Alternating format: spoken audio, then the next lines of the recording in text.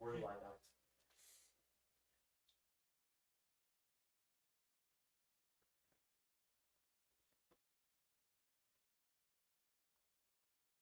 You want to go live?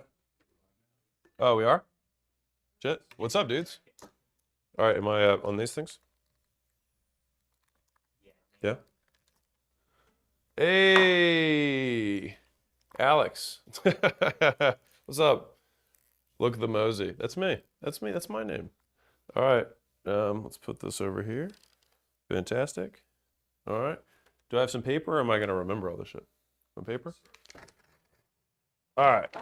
Let's rock. Greetings from Michigan. You are connected as the host. Welcome, host. You are now in the host room and can manage your callers from the call-in studio web interface. Audio recording is on. Dual channel. What's up? Who am I looking at? So I'll rock and roll for you guys. Happy what day of the week is it? Friday. Jesus. All right. Happy Friday, everybody. I've been trying to do more of these Hormozi hotlines because y'all have asked for them, and so I am doing them because I'm a slave for approval. I need to fill the hole in my soul where the approval of others goes. I'm kidding. You guys rock. Appreciate you. Thanks for tuning in. I know there's many places that you could draw your attention, and I thank you for flying Hormozi Airlines. So Hormozi Hairlines is actually hilarious. But we good? Rock and roll? All right. First one. Let's rock. Yo, what's up, Alex? How are you, man? Hey, just remember to mute me in the background. All right. So what's up? Perfect, Alex. So my name is Patrick. I have 3 locations, 3 dental offices in Southern California. So as of right now, we're doing around $2 million in revenue, and we are essentially stuck. One of our offices is doing $1.2 million in revenue, and the other 2 offices are underutilized. Okay. Doing about $300,000 to $400,000. Okay. And you said So dental we serve offices? health conscious. Yeah, dental offices. Okay. Got We it. do holistic dentistry in Orange County. Word. So what's holding you back? So we have a lead acquisition problem. So as of right now, we get about 30 new leads a month from a referral. For all 3 With this, locations? for all 3 locations. So you must be high ticket. Yeah, high ticket. Okay, what's the average case size? Average case size presented is probably around 19,000 or so. Okay, is this like veneers or something like that? A lot of implants, veneers, Okay. and like full mouth rehab, yeah. Got it. Word. Okay, so what do you have one referral partner who's getting you 30 leads a month? Correct. Okay, got it. Any reason you don't get, like, what did you do to get the referral partner that you have? We essentially just signed up on our website. She's a big YouTube personality. Okay. And we're on a map, essentially. Okay, got it. Are there other people who exist like her in the world? There's one more. He's in Germany, but she's kind of the biggest one. Okay. Can you get more from her, or 30 is the absolute max of what she offers? So, I mean, we can get more, but it's not a direct referral. People find us on our website. Okay. And then they call us and we schedule. And how do they find you? They just find us on the map. We're the only people in Orange County. Okay. So any reason you're not running PPC? Pay-per-click? So we do run PPC at the moment. We ran a Facebook campaign about $10,000 a month with an agency. Okay. And the agency was the copy was all towards low hanging fruit, and there was a lot of discount compassers. Uh-huh. So right now, over those 3 months, we got 0 patients. Okay.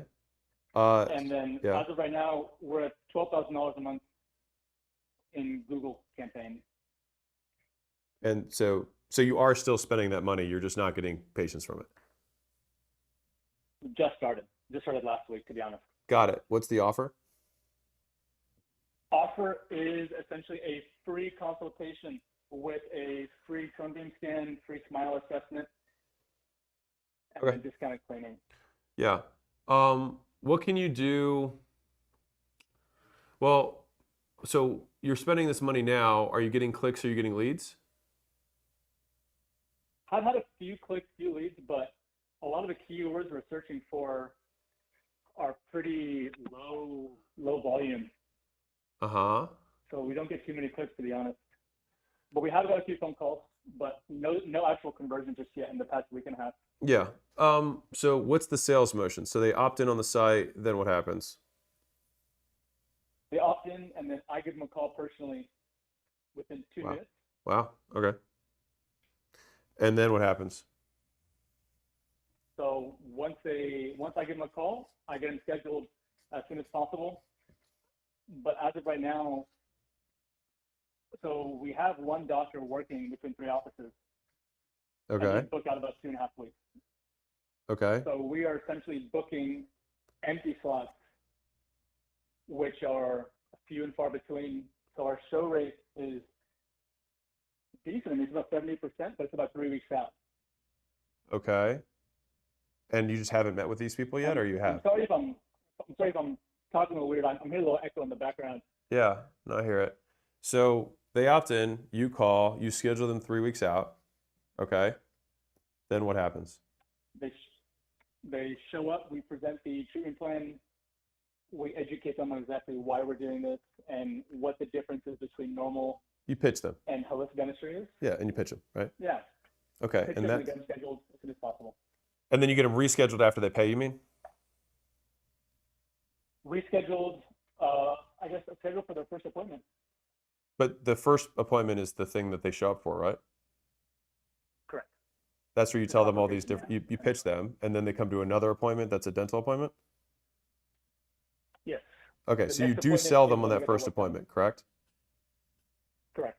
Okay, got it. And so you have leads that are going through this process. Since you're spending money on PPC right now, have you made any sales from that? From PPC, not yet, no. So you said you have 70% that are showing up. How many have showed up to create the 70%? So we used to run PPC in the past, but it was pretty low. So right now, You said you're running have a Google full ads. So tracking system. what ads are you running for Google ads that you're spending $12,000 a month on that you're getting 70% show up rates for? So we have the Google ads running for $12,000 a month right now. Right. So what are This one we what are started these about Google a week ads? and a half ago. On what platform? Like, I said PPC, which is AdWords, which is the same thing. Like, basically, I'm saying the same thing. You're saying we used to run PPC, now we run Google ads. Those are the same thing, unless you're running Google Display, which I doubt, or YouTube ads that are pre-rolled. But you probably would have said YouTube ads. So what are we talking about? Yeah, I think we're talking about the same thing. I think I'm getting a little bit confused. I agree. That's my point. So you had an agency, and then now you run it in-house, and you're spending $12,000 a month. You have 70% showing up. So you're spending $12,000 on these keywords, right? Not yet. We have 12,000 allotted. Haven't been able to spend it yet. So you haven't spent $12,000. No, we have $12,000 budget. Then where are the 70%? Where's the 70% show rates coming from? How many leads do you have that created that? The 70% show up rate is coming from the referral. Or Oh, phone dude. calls, Then organic so referral. this. Okay. Okay. So you have a budget of $12,000 for Google AdWords that you have not run yet. Correct. It's running. Okay. Haven't been able to utilize budget yet. Yeah. So you haven't spent any of the money. No, maybe like $100 so far has been actually utilized. Okay. Okay. Did the agency, were they able to spend your money? Yes. Okay, got it. So I'll tell you the two solutions. All right. Number one is the agency that you were working with. Did they have customers who sold the level ticket that you sell? Yes. Okay, got it. And so what were those people doing that you aren't doing? So they were, actually, you know what, let me rephrase that, I'm so sorry. We were higher ticket than every single one of their customers. Okay, but did any of them sell, like, Offers that they provided. did they sell anything that was in like the 8,000 plus range? Oh yeah, 100%. Everything. They only marketed one thing essentially. They marketed like All on X is what it's called, Okay. which for us is a $40,000 procedure. Okay, so they do They sell offered stuff it for that's more 10,000. expensive. Yes.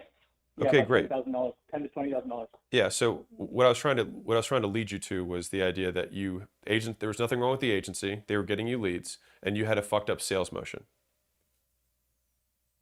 Mhm. And so I'll say, like, if I'm in your shoes, I would probably call that agency back up and say, can you connect me with the 3 or 4 people that you're currently working with that are not in my area that are making this work? Now, in all Mhm. likelihood, you said they were bringing in the wrong type of people, right? Correct. But it's only the wrong type of people because there's no sales motion to basically educate them into becoming the right type of people. So I'll give you an example of this. Back in the day when Groupon was a thing, which you may remember, there were plenty of businesses that got on Groupon and people would flood, the front end with kind of these low barrier offers. The business owners that didn't understand sales and basically compared, well, I get these referrals that are super hot and they just buy when I offer it to them compared to cold traffic sales, which is what this is. These people are all low quality. It's like, yeah, of course, compared to referrals, they're all going to be low quality. But believe it or not, these leads that agency was sending you is still higher quality than meta leads. And so you had the second hottest leads coming to you and you weren't able to convert them. And so the problem is the process. So can I walk you through what I think you should do and probably turn the agency back on? Yeah, and this is just want to let you know one thing as well. So the agency was MetaLeads. Okay, well, yeah, well, then meta leads, yeah, that's going to be lower quality. But I'll walk you through what should happen. If you've never had meta leads come in and you just like were expected to run the same process, there's no chance you're going to be successful. I'll just tell you right now. Mm-hmm. Okay? Yeah. So let's say you've got meta ads. I'm just going to walk you through it and this is what to wrap with, okay? So you've got your meta ads. You're going to go to whatever the offer page is and they're going to opt in. Okay, cool. Did they make the opt-in page? Yes. Okay, so I'm sure they already had a format that was working. After the opt-in page, what was the step in that funnel? After the opt-in page, it would pop up in a go high level page, Okay. and then I would call them immediately. Okay, so was there a scheduling thing there on the thank you page? Yeah, they would receive a VSL Mm-hmm. that I made, as well as they would also receive automated reminders and text messages. Okay, but you set them on the phone, right? Yeah. And you're saying none of the leads were good? None of them qualified for financing. We brought a few of them in, but I mean, these are all people who are missing most of their teeth. So almost like borderline homeless people were coming in. So they just weren't worth our time to get free consultations. Yeah, so you don't have to give free consultations to people if they don't qualify. Mm-hmm. So I would say fundamentally, this still feels very confusing because like PPC is probably the #1 channel for dentists doing high ticket work like this. And so the keywords that you were selecting or that you're currently bidding on, there's probably more that you're missing, #1. #2, from the sales process, having the VSL before and after, that stuff's good. Meta will always get you more leads than PPC will because it's interruption based rather than intent based, but the leads will be colder, but there's an ocean of them and you can spend a lot more, right? And so the vast majority, like there's also a cost thing. Like you probably have to spend, I would say somewhere in the neighborhood of $5,000 to $10,000 per sale is probably what you would expect to spend for something like this. And that would be kind of like industry average. And so, the spend that you actually had with them was relatively low. Especially if it was kind of like the first time you were really doing it. So you spent 30 grand. I can understand why that would be frustrating. But like, I would get out of the perspective of like all the leads are like, are you in a poor area?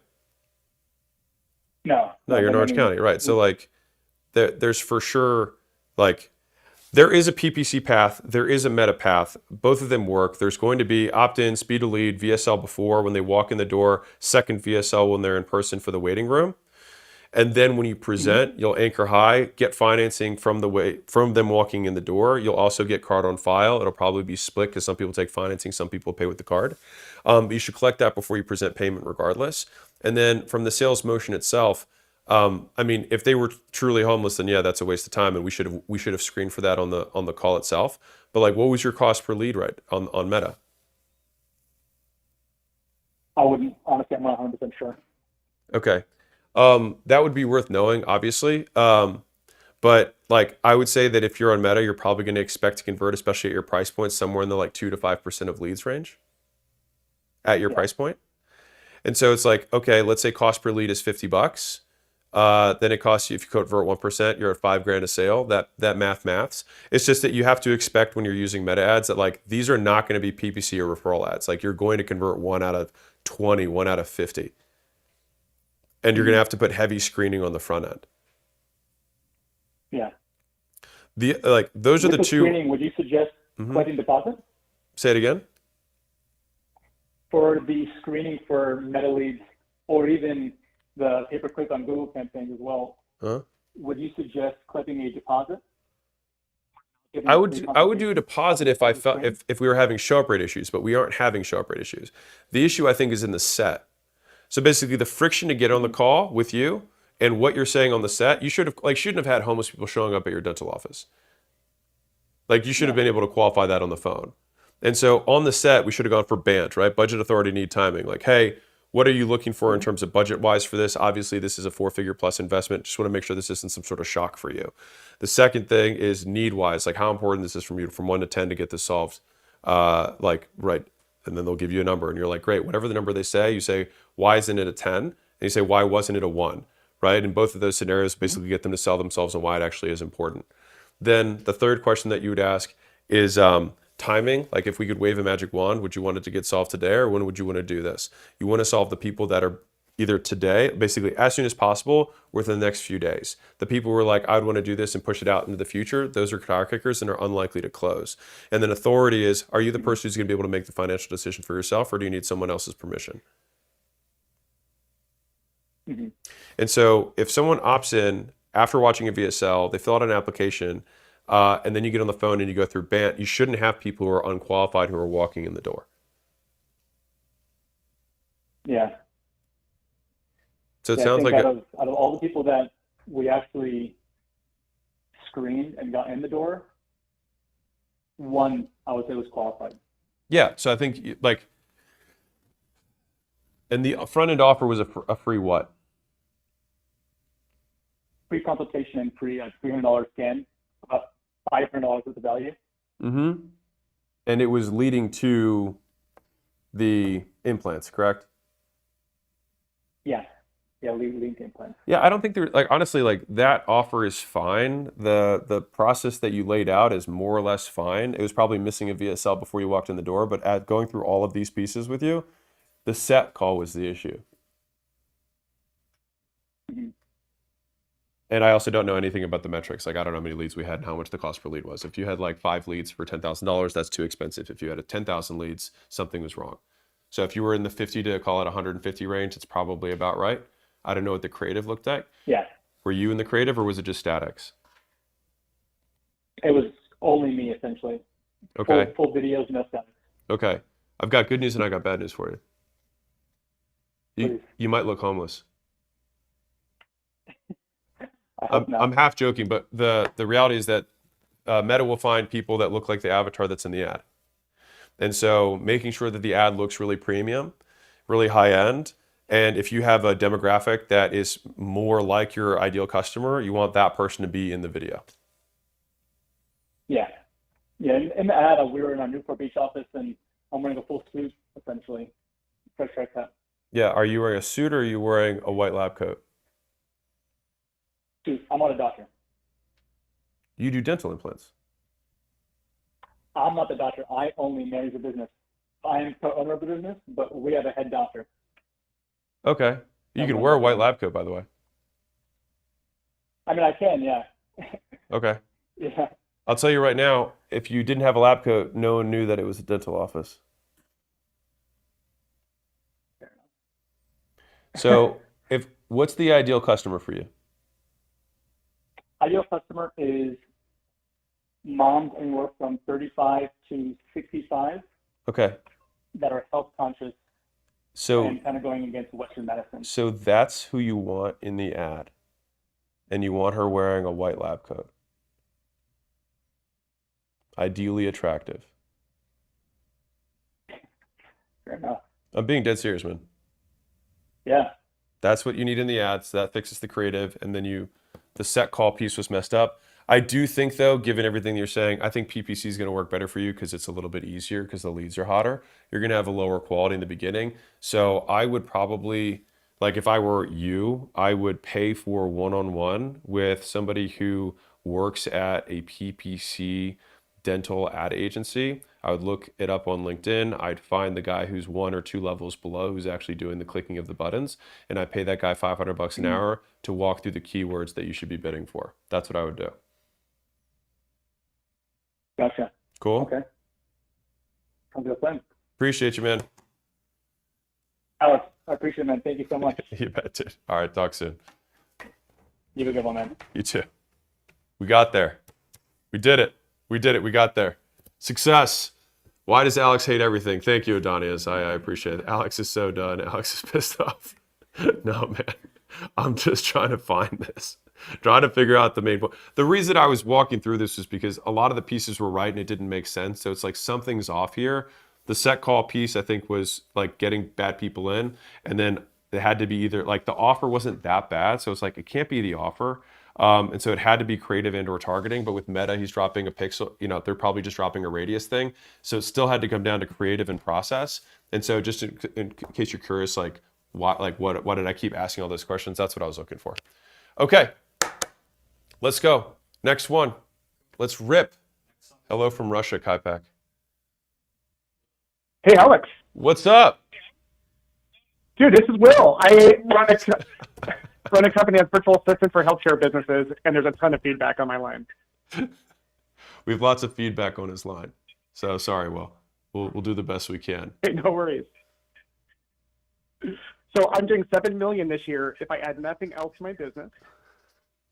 And we are getting almost all my leads from speaking at events. Mm-hmm. And so for me, what's been great is because I've been working with you guys in Vantage, I have started hiring my CEO replacement. I've been able to start developing my price raises and just everything in terms of my margins are improving. But the problem is that right now my growth is capped by my schedule. Mm-hmm. And I've hit the same industry events for the past couple of years, and they're starting to dry out a little bit. Mm-hmm. So for me, what would be really useful is trying to decide if I can find bigger, newer stages or virtual stages or maybe my own stages or any other avenue to create leads so that it's not capped by my calendar. And this is healthcare, right? Yeah. I feel like there's a lot of healthcare conferences, no? True. There are a ton. I am hyper-focused on my avatar, who's an owner of a PT, OT, SLP practice that has 5 locations or so. Mm-hmm. So those are the customers that buy and repeat. They'll buy 2, then 5, then 20 VAs. Yeah. So I think, there's the obvious, more better, can we find better stages? But I'm not going to go down that path because you already know that. I think call it the 10x move. You know what I mean? The move that's the order of magnitude move that probably unlocks things for you is I think you would probably be really well served learning to run a webinar. And so I think because Andromeda and Meta ads have gotten so good in terms of targeting that if you just said, hey, and what do you say, OTE, what was it, OTE / what was the type? Sorry. Yeah, occupational therapist, physical therapist, and speech therapist. Okay, great. So I would literally make an ad that would just say hey, if you're an occupational therapist or physical therapist or whatever, and you've got 5 or more locations, I'm running a virtual thing. I'm Will. All I do is specialize in X, Y, and Z. You're probably suffering from these pains. And the good news is you can get out of it and you can do it in less than 60 days. I'll walk you through the whole process for free. On the webinar, you just basically show them what's possible of the types of things that are getting automated. So rather than let me show you how we do this, that's really boring, but just show 10 different use cases of things they're doing that are painful that a virtual assistant could handle. And then basically the last half of it is kind of all the classic FAQs that they're going to come up with, how do they speak English? Are they going to be well trained? Is it going to be a pain to manage? How do I even pay these people? Are they technically employed? All the stuff that you normally have that would come up. And I think that if you just ran Meta ads with those kind of clear call outs in the beginning, Meta and Andromeda will basically find those people and bring them to the webinar. And then basically you can soft pitch a call. And I would say I would probably pitch some sort of like savings assessment for free, which is like, if you just show us your growth rate and your current payroll, we'll show you what you could be saving and would be dropping to your bottom line with increases. Like, this isn't just swap what you have for someone for less. This is get someone who's better for less and who can work some of your leads, Yeah. you know, like, you know what I mean? It's like, no one wants to get sold just for less. It's like, this is better than what you have and costs less. It's like, you want both. And so I think that that's like, because then you kind of own the stage, right? And then you can scale this thing to the moon. Dude, let's go. So it's cool because I love this idea of being able to just add infinite webinars, because I had one webinar last month. It was one of the few that I do, Yeah. and I cleaned up at it. Yeah. That So presentation that that'd you be gave great to in be able to person, scale that piece of it. that presentation that you gave in person, you can more or less give online. The only difference I would say is that the first, like, you're going to have to be really crisp at the beginning. Yeah. But that's about it, man. Like, you already do pitch from stages. We're just taking it from in person to online. And the only concern that you'll have in the beginning is just, is targeting, right? But because of Andromeda, like Yeah, the targeting. I don't know that world. Yeah, the targeting is going to be much easier because it's going to be in the creative itself. And you make content, don't you? Oh, yeah. I have dozens of followers, remember? Dozens of followers. So I would take your best performing content as your first 20 ads that I would start with. And then just put a CTA at the end. So basically have the ad or have the content, and then just film like a 5-second, by the way, like, I'm doing a webinar on this thing. I just spoke at this, and people had to pay to be there. I'll give it to you for free. Just show up. That actually has real value, because people had to pay to be at those events that you spoke at, right? Yeah. Right. So it's like, I'm giving you something that other people had to pay for free. So there's a bargain there. And you can do it from the convenience of your home. And then I would do a second version of each of those that would just have a text overlay that's like a banner that doesn't even include a kind of a cut-in CTA from you at the end. So that'd probably be my first like 20 to 40 ads. And I would also put a banner across the top that says occupational therapist, physical therapist, speech therapist, so that they know like it's for them. That's probably what I would do from the ad strategy. And then it's literally a simple opt-in page. You send them a Zoom link with reminders. That's it. Dude, that is so epic. What about using partnerships in my industry with other B2B companies that I know? I think you totally can. I think it's either would work. I would say pick one. Like, either say, I'm going to do virtual stages, or I'm going to go basically turn outreach on and reach out to all these B2B providers. Honestly, both will work, because I think you could get the B2B providers to love you just because your personality. I think you'll win either way. Which one do you feel more comfortable with? I'll just say that. Webinars, because for me, as a company has grown, there are a lot of potential relationships with these other partnerships, but it feels more takey for me. Yeah. And so I could leverage those. I think it'd be great just to be independent and create my own webinars and feel like I'm on my own. I do think that as we walk down this path, we will end up pursuing the B2B thing, and we'll probably think, like, I want to think more with you on like I would want to break the belief that it's takey, because if you're serving their customers and it's helping the customers make more money, they'll spend more money with the B2B partner. And so I would push back on that piece. But I would say pick either one will work. Just do the one that you feel more comfortable with. Because the B2B offer is straightforward. Like, it's already to your network. Like, if I think like, what is the highest likelihood thing that will work, because there's no tech. B2B, if you just have the offer, which is just simply like, hey, our practices make this much more, your services cost X. By the introduction, they could always pay for your thing, no problem. And what I would want to go for is, how can I get integrated into their sales motion? So it's like, you don't want to do like a webinar with them. I mean, you could do it as the first one, kind of like the launch then integrate model that I talk about in the leads book. But the long-term nirvana is they sell their thing and then they plug you in so that they can basically justify the cost. I see. Yeah, that would be great, because I do have a lot of connections. At my event this last weekend, we had 16 companies sponsoring it, and all of them killed. So I think there's some goodwill there that I could reach out to, and it would feel like I'm... If I had to do order of ops, I would do the B2B partnership first, because it takes no tech. And I would just start with like 2 and just like heavily focus on it. Like I said, either the strategies will work. I do like the B2B just because you already have the connections, you already have the relationship. They made money from you already. So it's like they're already, 80% of the way there. You just say, hey, wouldn't it be cool to make more money like that? Here's how we could do it. Here's how I position it. So how do they make money on those webinars? The first one, you're saying that would be both of us together? No, they would make money in that their customers would make more profit, which they could spend with them. That's how I'd frame it. I see. So are they I work recurring by revenue working businesses? with- So sorry, go ahead. Are they recurring revenue businesses? Most of them, yeah. Yeah, so I would just say, listen, on the first phone call, you'll say, hey, we'll introduce you to a partner of ours who will decrease your payroll costs so that all of our stuff's basically free. Oh, okay, awesome. Right? That way you don't have to worry about this as an expense anymore. That's how I'd pitch it. Dude, that is so epic. And it's cool because I just was with these guys last weekend. There's Yeah. a lot of like connection and buzzing, so it would be very natural. Yeah, this would be the time to do it. But yeah, has Vantage been worth it? Dude, game changing again. I kid you not. This is an answer to a prayer right now. Awesome, man. I appreciate you, you, man. Will. Thanks for being the man. You too, but talk to you soon. All right, see it. All right. For those of you, I think Manthi Tagore, I don't know how to actually say that. How can I submit a question? I think Kaya pinned the link.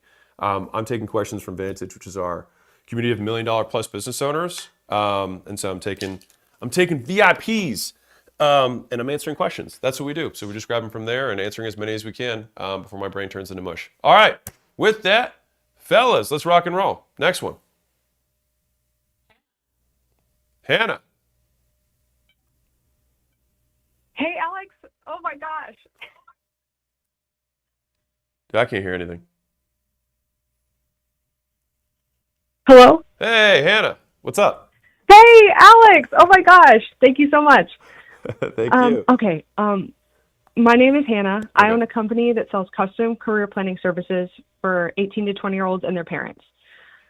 So we made a little over 800K in Okay. 2024, 300K in 2025, and we'd like to do 2 million this year. Let's go. So my question for you is about pricing. Okay. Our current flagship offer is called the Launch Program. Okay. It's a 4-week one-on-one planning service that is priced at $4,000. Okay. So from the Launch Program, people get a personalized career plan. Okay. Now we want to start a second program. It's called the Career Year. Okay. So this would be a 1-year hands-on, one-on-one white glove implementation Yeah. where job placement's guaranteed. Entry-level job placement because they're young. Okay. We've sold this offer one time for $30K, Okay. but we don't know if it will consistently sell at that price. It'll totally And I don't consistently know sell if at that parents- price. Sorry, I got a little feedback. It'll totally sell at that price. Okay. Can I prove it to Well, you we don't know. so you feel better about it? What's that? Can I prove it to you so you feel better about it? Please do. I know the average cost of a year is $38K. So I know I want people to look at college for a year and look at us and make the Yes. decision Why do parents pay for college? because they think it's going to get their kids a job. Right, and then it doesn't. It does not. Right, and so we can leverage 22% that of them thing. will. Right, and make sure. And I mean, the good news is that the stats in that industry only get worse, which means it's only better for you. Right. Right time, right market. Yeah, for sure. And is there any kind of financing that you can offer? Okay, so I kind of have like 2 semi follow-ups. Okay. So right now we're struggling with sales motion. Okay. So I'm a chicken, so I've only pitched this twice. So I have a 50% close rate on this, Oh no. which I should have pitched it more. Okay. But our flagship, we've sold hundreds of times. So we got a lot of, Yeah. What's your close customers. rate on the 4K? But what's that? What's your close rate on the 4K? Of calls that show, it's between 40 and 50. That's great. Okay. So, and how are you getting leads right now? It's all organic social. Okay, that's great. Okay, so you post stuff, right? So you Oh post yeah, stuff. a lot of content. Okay, and then that But we drive. don't know where to Yeah. we don't know where to sell them the career year because we don't want to, should I pitch this first thing? Like they book a call for the Launch Program and I book them and I pitch them then because we've kind of set it up like the workshop, they have to go through the workshop to get into the career year Mhm. because sometimes they don't need us. Okay. And that's good, Yeah, I mean, I think you could just sell it before the end. So I would probably sell it at between week 2 and week 3. Oh, perfect. That's kind of where we had bookmarked to do it now. Yeah, you So, want to yeah, sell so it before do it's we- over because then it's another buying decision. You kind of want to have them have Okay. that quick win. They are a little bit in it, but they're not done yet. And you say, hey, you know what? I know you just did this for this one-on-one thing. We're going to keep doing that. We're going to wrap that up. But let's take all this work and plug it into the career year so we can actually get you what you really want.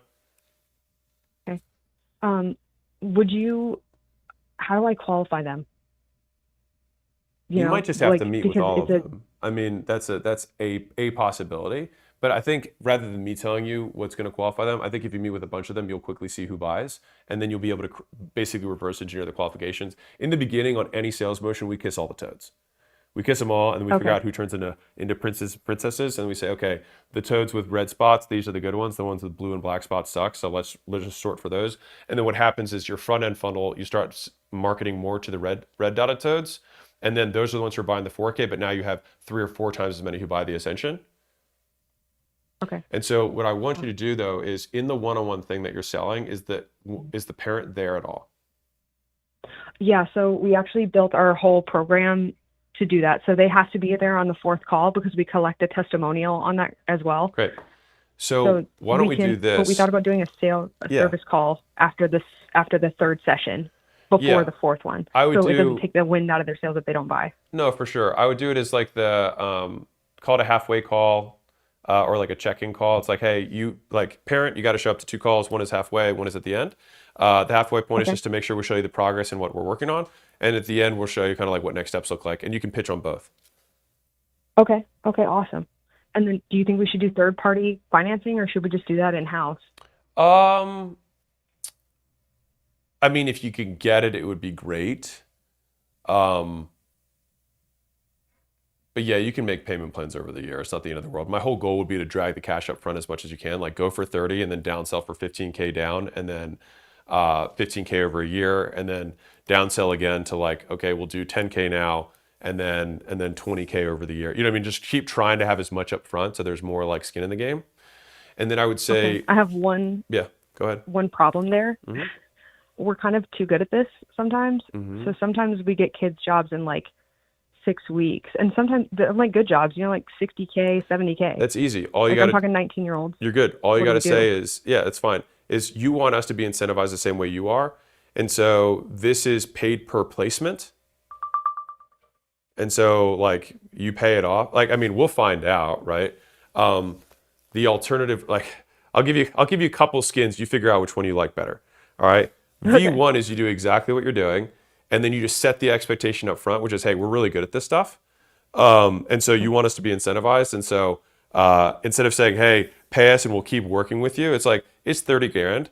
And you have to pay at least a third or half to start. And then the rest you pay. And as soon as you get a job, you basically continue to pay it until it's done. And now your kid can pay it out of their side. So you kind of future pace a little bit. That's V1. That'll probably be the easiest to sell because it's got basically what you're currently doing. And you're hoping they pay, right? Right. Wow. Okay. Option So what do you two. think, 30? Yeah. Option sorry. two. You're Sorry, good. just feedback Option from you. two is you got to pay. You can break it into as many chunks as you want. But until you pay, we don't start working. Mm, And so however fast you want your kid to get a job, that's how fast you should pay us. And we have third-party partners who will do financing, or if you don't qualify, we'll finance you in-house. okay. That's option two. So 30. Option three, let me see, what other option is there? Also, I was going to say it earlier, make sure that before you have your halfway call with the parents, the first pitch, make sure they watch a VSL before they talk to you. That's just like a bunch of proof. Sure. Okay. The other way we could do it is you could say it's half now, half when you get. So it's 15 now and 15 when you get the job offer, or you accept the job offer. That's good. Because that Yeah, way I it's don't like, like that listen, one. parent, you're gonna split it with your kid. That way they're gonna understand the price of this stuff. So you're gonna pay 15, and then as soon as little Josie gets her 70K job, when she gets that offer, we'll do the other 15K. We'll basically plan it out off of that 70 that she's making. She'll pay 15 the first year, and then she's done. Okay. Wow. All right. Whoa. Awesome. Feel good? Yeah. Yeah. So thank you. I can't thank you enough. We were really stuck. Do you think 30 or 35? Like, should I try to keep pace with a year of college? Yeah, totally. Okay. Cool. I think 35 will go Wow. the same as 30. Okay. Awesome. So basically 12 months and 35, probably half now, half. Yeah, I like when that. they get I adults. like option 3 the best. And then it has a nice Yeah. nice ring to it. You know what I mean? Transferring. Yeah. Half you like we believe in long-term accountability, and part of this is like you're becoming an adult now and you're going to start having to pay for shit, not mom and dad. I'm sure mom and dad will love you saying that. It's like they just paid for you to go to this great college. So they're going to front this half to get you started, but the second half you got to pay, but don't worry, we're going to set it up as long as parents are cool with it. And then I would just say, "Hey, parents, if for some reason your kid doesn't pay, your card's the backup card." Oh, okay. Nice. Right? Nice. And we're willing to Okay. do 12-month, payment plans per, when they get the job. Either way for you though, you're doing a 15K sale on the back. I would do this too. Take the 4K, Mm-hmm. make it 19K up front and tell Okay. them if they do it, you credit the 4K that they just paid towards it to make that 20 turn into to 15. Oh, okay. Right? So they have a little, So it it's makes like them feel a little better. It's 20. like, hey, I'll credit the first week towards it because I pretty much just use that to get you ready for this step. And the whole idea in this is that like you did phase 1, this is phase 2. We want to make it feel like it's incomplete on a multi-step process, not a new sale. Make sense? Okay. Sure. Like you're just completing what you already started. Exactly. It's like, well, you don't want to stop now. It's like we're halfway there. Awesome. Awesome. Oh my gosh. Thank you so much. You bet. So Vintage has been worth it so far? Yeah, I got a lot of work to do. Well, rock and roll. I appreciate you, Hannah. Thank you so much, Alex. All right, rock and roll. Bye. For those of you who asked how these calls work, I'm just calling Vintage members, which is our $1 million plus community. 2 qualifications: either you're over $100,000 a month, 3 months in a row, that's the minimum, or trailing 12 is over $1 million. You can check it out at the link if you're curious. But yeah, that's where these calls are coming from. All right, let's do it. Jordan. Hey, Alex. My name is Jordan, and I'm the owner of a multi-lawn care franchise locations. We make tall grass short. We've been in business for 1 year and reached 600K in revenue. Nice, man. I'd like to copy and paste that Uh-huh. and reach 25 million. Okay. My biggest, yeah, go ahead. oh, sorry. You're good. My biggest constraint is people. Tracks. When I hire experienced technicians, they aren't always a culture fit. Mm-hmm. And when I hire culture fits that aren't experienced, we've been unsuccessful in training them. So this is lawn And care, since correct? we were seasonal, we lose half the workforce. Yeah, and so this is lawn care, correct? Correct. Okay, so this is not me, being insulting here. I want to be really clear. How are you unable to train people who are good culture fits on how to mow lawns?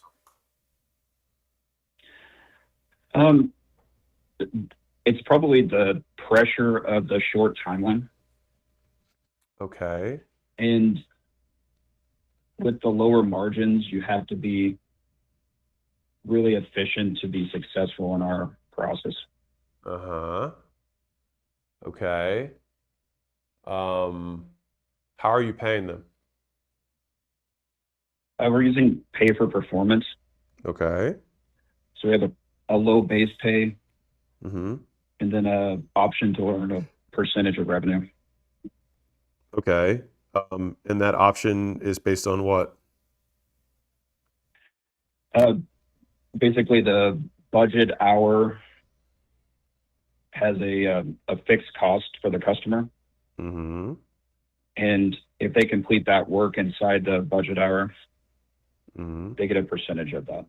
Of the like excess, right? So they're incentivized to do more Correct. jobs faster. Absolutely. Is that actually working? It is for the A players. Okay. So right now, like you have a cleaning business. I'm just going to tell you right now, you have a cleaning business. The business will always be constrained by talent. It's not hard to have people who would rather have somebody else mow their lawn. And so you will always be in the recruiting and training business. And so this is a feature, not a bug. And so to your point of like wanting to be able to copy and paste this, the thing that you need to nail before you scale is your recruiting, hiring, and onboarding process. Like the fact that you're getting customers and you can sell them, all that stuff, like that's very easy. Also, if you're in a supply constrained industry, which you are, you likely have more pricing power, even though you feel like, margins are thinner, right? Mhm. If you can barely take on more business, then you are supply constrained, right? And when you have supply and demand and supply is constrained, you can typically raise prices. What are your close rates right now? We are like right at 70%. Okay. So if you're familiar with my pricing guide, if you're at like basically everything above, basically every 10% above 35, you usually have like a 25 to 50% lift in pricing. All right. Mhm. So what are you charging right now? We're charging $75. An hour? Okay. You could probably go up to like, I don't know, 85, 95 and get away with it because you're closing 70%. I doubt your close rate's going to cut in half if you go to 95. What are your margins right now? My margins on the direct cost of labor is about 55%. Okay. And so that means, hold on, 1 moment, please. All right. So we've got And we, 75 an hour. You're making 55. So you pay them $34 an hour, roughly? yeah, there's some inefficiencies that come that cost us. Driving between place to place and all that kind of stuff, right? Correct. Yeah, got it. So, but for you though, if you could add an extra $10 per hour or $20 per hour, it'd be pretty material, right? Yes, I think the reason why we're at the price we are is we still have extra capacity and we wanted to fill that before we raise prices. Okay, so do you have a lead gen issue or do you have a talent issue? No, we will reach that Okay, once the like in the next month, okay. but it would include me adding like 8 new technicians. Wait, you just said that you Then- already you need to fill up what you already have, correct? For like physical capacity or equipment. For equipment capacity, not headcount capacity. Correct. Okay. So, okay. So right now, you cannot take on more business, correct? Incorrect. I guess without with All right, with listen to me. adding Listen to me real quick. technicians, we're good. This is feeling complicated. You're closing 70%. You're going to hit capacity. You need to raise the price. You need to raise the price so you can pay people better, so you can get better talent. That's the process. That being said, on the recruiting side, what are you doing right now to bring people in? Indeed ads. Okay. I mean, there's nothing really wrong with that. We use I mean, the thing that I tend to reject is just like at the onset you said, like people who are good culture fits I can't train. Like how hard is this to train? it's not hard, and that's why I put culture into the question, because it seems like the where we really fall apart is we're trying to raise the level of professionalism in the industry. Mm-hmm. So quality is really big. Yeah. And we train them. They show us they can do the work, Mm-hmm. and then when they're on their own, the quality falls apart. Okay, so part of the incentive, right? How do you know the quality falls apart? Complaints from customers and audits. Really, really easy. So the problem is your incentive plan is only one-sided, not two-sided. So whenever you have a KPI, it has to be a paired metric. So the classic is quality and speed, right? So you have a speed performance, but you don't have something that weighs out the other side. So in the cleaning world, it's you get X per clean and you want to clean as many times as you can. But if you have a 1-star review or a complaint, you got to go back and clean it again, right? And so in your situation, it's going to be if you get a complaint, they don't get paid for the whole day. And we do that, but we only hit them for the work they have to complete. Okay, just make it for the week. I mean, you know what I mean? Like you have to enforce this. Yeah. And to be clear, do you teach them like how to talk to customers? Yes, but I would say that 75% of the time they don't have to. Okay. So then, like, what are the complaints about that? They just like literally cut corners, quite literally, or don't cut Correct. corners. Yeah, the short grass that we're supposed to make is still long. Yeah, got it. Okay, so I would say you got to do two. Number one, if I'm going to pay you this performance thing, if you cut a corner, you got to go back on your own time and do it. Zero, I'm not paying you for it. Number one. That would probably be my first level of defense. If that doesn't fix it, I would say that, and you don't get your performance bonus for the whole day. Correct. So I just got to be a little bit more You need to solid enforce about the rules people. without enforcement are not rules, they are suggestions. Mhm. Like, you sound like you want to be a nice guy because I'm just listening to you on the phone. But like, it's like you have to protect the business. And the thing that you have to protect most is the reputation, because that goes fast, For sure. right? Okay, zooming out. We're going to raise the price by at least $10 an hour. Please commit to that one. Mhm. Because you have 70% close rate. It's not going to be an issue. I bet you can go 25 an hour or more. It still won't matter. Number one. Number two, we have to add a second pairing to this, which is that if they fuck up, they got to go back and do it on their own time. If that doesn't, reinforce, basically punish the adverse behavior, you also pair in that if they have to do it, 2 times in a month, you would know the cadence better than me, 2 or 3 times in a month, they'll miss their bonuses for that. And on the third time, they lose their job, right? Yeah. The third thing that we need to do is that you need to be more specific about the training in terms of the actions they need to take. But I think a lot of this just comes down to, like, if you just put the incentive right, from what it sounds like, if they're never even talking to the customers, just got to get them to do the job. You just got to incentivize them well, and that's basically it. And if you want to, you could put a third piece of this, which is that they have to take a video on their phone of the whole lawn. It probably takes, I don't know, 5 minutes. And then that includes it. And if they aren't demotivated or incentivized by money, does that mean they're not the right person? They should be incentivized by what you reward publicly. Money is going to be a portion of that, needs to align with it. But if you allow people who cut corners, I love that that's literally like what this is. If someone actually cuts corners in your business and you don't publicly, give kudos to the people who are consistent, and you don't punish or remove the people who are not, you basically reinforce that it is okay to cut corners. Mm-hmm. It's unfortunate, but like, you have to make an example, and vast majority of people do not know how to build culture. For sure. Like, you need to be. If I understand you, Yeah, go ahead. So by setting that example, that's how you're building culture. Yes.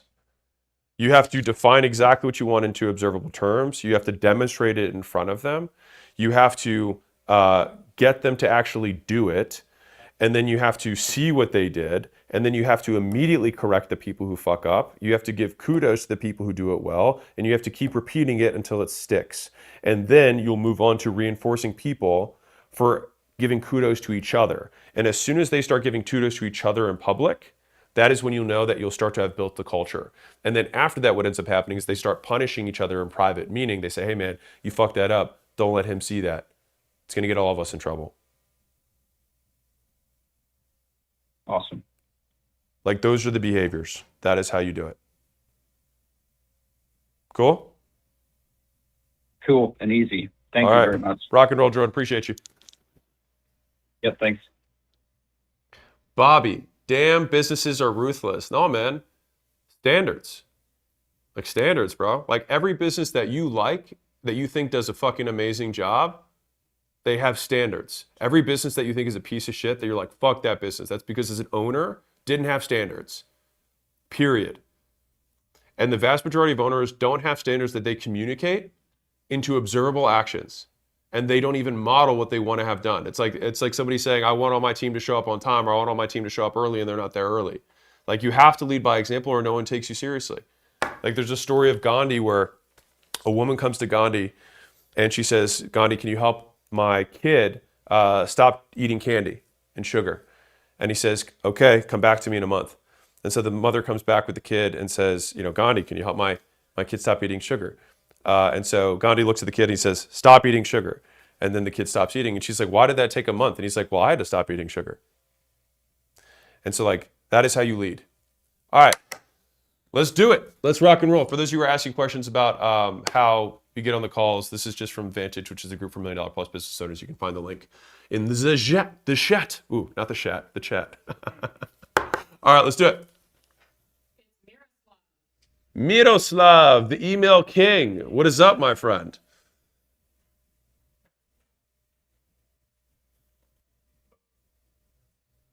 Miroslav. I mean, you win the award for coolest name of the day. While we wait for Miroslav, Alex, can you find some terms for us? I have lots of terms. What's up, Miroslav? Oh, where are you calling in from? Oh, hey. Yeah, I'm calling from Czech Republic. Hi. Dude, it took a minute to hit the satellite and come back down. It's all good. All right, what's up, dude? Yeah, probably. Yeah, thanks for having me. I sell a monthly meat subscription box to chronically ill and health-conscious people. And we launched 5 months ago, and we are currently doing like 33K per month in revenue. This is a brand new thing that you just started. Yes, that's Word. right. And my question is about churn. Okay. Because customers who stay past the first couple of months tend to stick. For example, our very first group of customers from 5 months ago, they just placed their fourth order, and churn from last month to this month was only 16%. I mean, but new customers churn a lot after their first month. From the group that bought for the first time last month, 75% did not buy a second box. Okay.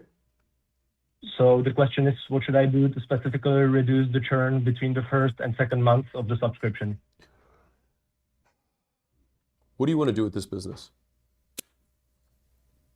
Well, this was the first business that I wanted to do something that would compound, because before I was info, just education. I had one course that I would have to promote all this is another business. over again. Yeah, I got you. All right. And I'm sorry, just a little reminder, I hear myself double in the phone. Good to know. Sorry about that. Can you hear me without hearing the double? Yeah, I hear you perfect. All right, so I'll do more of the talking. How about that? Okay, so here's the deal. You're selling like wellness boxes to people who are sick, right? Yes. Okay, got it. Is it a changing thing every month, like what's inside of it? Yeah, they actually have to place the order each month again. They have to manually place it again? Yes. Oh, I mean that's thing number one. I mean, it has to be automatic. No one's going to want to do that every month. Yeah. So I would just say like have a default box, and they can choose to edit it if they want to, but like you send a default box to everybody, even if it's new. Does that make sense? Okay. So that's thing number one. But the reason I asked what do you want to have happen with this business? Is this all drop shipped, or is this like you have a warehouse full of like goodies? We have rented a warehouse, and we have farmers who sell the sheep, who sell the meat to us. Okay, so it's meat. I'm sorry, I just hear. Yeah, good. It's meat. That was just beeping sound. Oh, got it. Okay, so these are meat boxes. This is like butcher box. Yeah, it's exactly like butcher box. Got it. Okay, understood. Avatar selection is gonna be really important. Number one. Number two, so it's like if you go to poor people, they will churn out because they basically bought you for a one-time discounted like steak or whatever. You want to be positioning against groceries and like their source of food. And you'll probably need a mix of different meats. It is very elastic from a pricing perspective, which I don't love. I'm pretty sure, like, actually, I don't know if I'm under NDA. Well, I've seen very big ones of these, and they run paper thin margins. So I don't know if this, like, I'm being like really real with you. I don't know if this is like, hey, I want to just have, like, it's tough because people's flavors change, their palates change. This isn't me trying to tell you not to do this business, but like, this is going to be a hard business that will eat capital for a long time. We actually didn't have to invest anything into that. We have like third-party logistics, and we just people pay to us, and then we go buy the meat. Yeah. No, I get it. Okay, so number one is that you have to give them a sample box every month and just have them agreed to the mix of meats. That'll be much easier for you and make everybody do the default there. I'm assuming the next issue is that people will basically feel like they already have enough meat, so they don't need more. And so before they do their subscription, you need to text them and tell them like they have the option of skipping a month, and so it can go every other month, or like they can change their order via text if they want to just like cut the portions down in half. Both of those are viable, and they have to be able to do that conveniently. But I think the biggest thing though is going to be how they're being sold. If it's sold only based on like, is it mostly sold on the discount, the fact that it's cheaper to buy it this way? No. It's quite opposite actually. Okay. We called it better meat. Okay. And we just sell at a premium. Okay. We take from the farmers, pasture raised, and everything. Cool. Then what was the number one reason that people canceled? Or did they just not reorder? We just did a survey, and there were two reasons. First one was that they were not able to curate their box, and second was price. Got it. Okay. So I would sell on the meat being superior as obviously the strong angle, which you already have, which is good. From the customization, I think you have to make it easier. So it's like you will get the default box and you can edit it via text. No one wants to like log in and do it. I'm just telling you right now.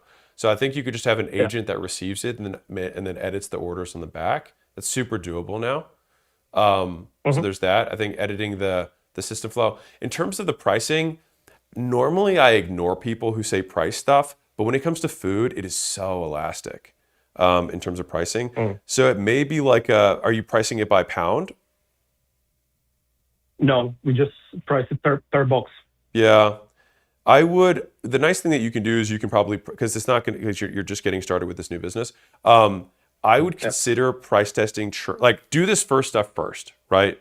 Add in the like a default box that they can change whenever they want. Add the text in ahead of time so they can skip, they can cut the portions in half or edit all in that one flow. That's the first thing that I would do. Beyond that, I would test funnels that are like maybe like quarterly shipments, because that'll also help you offset CAC, because you'll be able to get more cash up front and it'll be less frequent. So that's another option. That'd probably be like test number 2 that will allow you to scale more, that will probably allow to scale faster. Because you could also basically think about this way, as like you could have the subscription renew on a different cadence than the boxes are being shipped. Does that make sense? Yes. So that's probably like, I know I'm giving you, but like you have one clear thing, which is meat. So a lot of the tests are going to be in like kind of like pricing and offer driven. But these are the things that I'd be looking at. Can I just add? We tested the pricing because very first month we calculated poorly and we had to increase the price, and we did it in A/B test, and it was like plus 35% and plus 50%. And now we see that those with 50% churn less.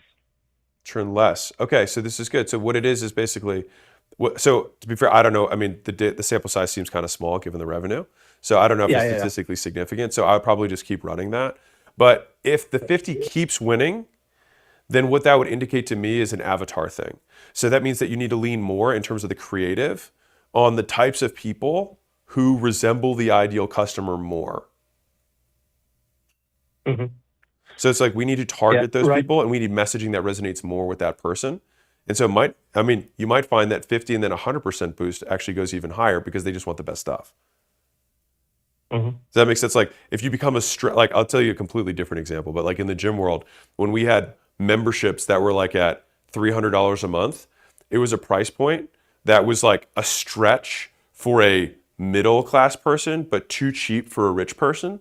And so it kind of gets in this no man's land. And so you might find that plus 75 even performs better than 50. Again, if this data holds. Yeah, it's holding for 2 months already. And we are at the top of the market right now. Okay, then there might be a position for you to continue to raise the price so that they can associate with premium. And I would say like, then if that becomes the position, then all my copy in the ads is like, we are not the cheapest meat. In fact, we're the most expensive you can find, but that's because we're the best. And meat is probably the most mealy thing that you're eating as a portion of your diet. And so you should probably think about like every single calorie that you eat is what your body gets made of. It's like, wouldn't you want to eat the best stuff? Mm-hmm. So those Yeah. are probably the marketing angles Makes I would take. I would experiment with the different billing cycles, and for sure I'd add in the AI agent. There's part of you that's probably going to be afraid of like texting them before the billing, but you have to just get rid of all of that. You want to just have a product that people want to keep subscribing, not that they forget about it. Yeah. No, that's okay, because anyway, in Czech Republic we have to remind them before the charge. Even better. So yeah, that like I would have the AI agent allow them, and then I would really strongly consider switching to a quarterly billing cycle as a test, Mhm. and then you deliver them weekly or whatever. Yeah, makes sense. And focus on the avatar, on the Yeah. higher avatar. 100%. That's what it's showing very clearly. It's the richer people who want it. So Mhm. then like honestly, I'll keep going until they tell me no. Mm-hmm. So like if this test Can you concludes, elaborate? so when this test concludes between plus 30 and plus 50, you might have a plus 50 versus a plus 75 and run that test. Yeah, understood. Even if it's the same, it's like it's a huge amount of extra profit. Yeah. Cool? It is. Thank you. Appreciate you, man.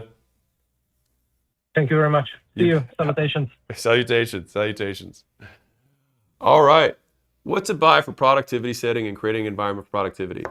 Get a timer, get nicotine, get blackout windows, get earplugs, get energy drinks and caffeine.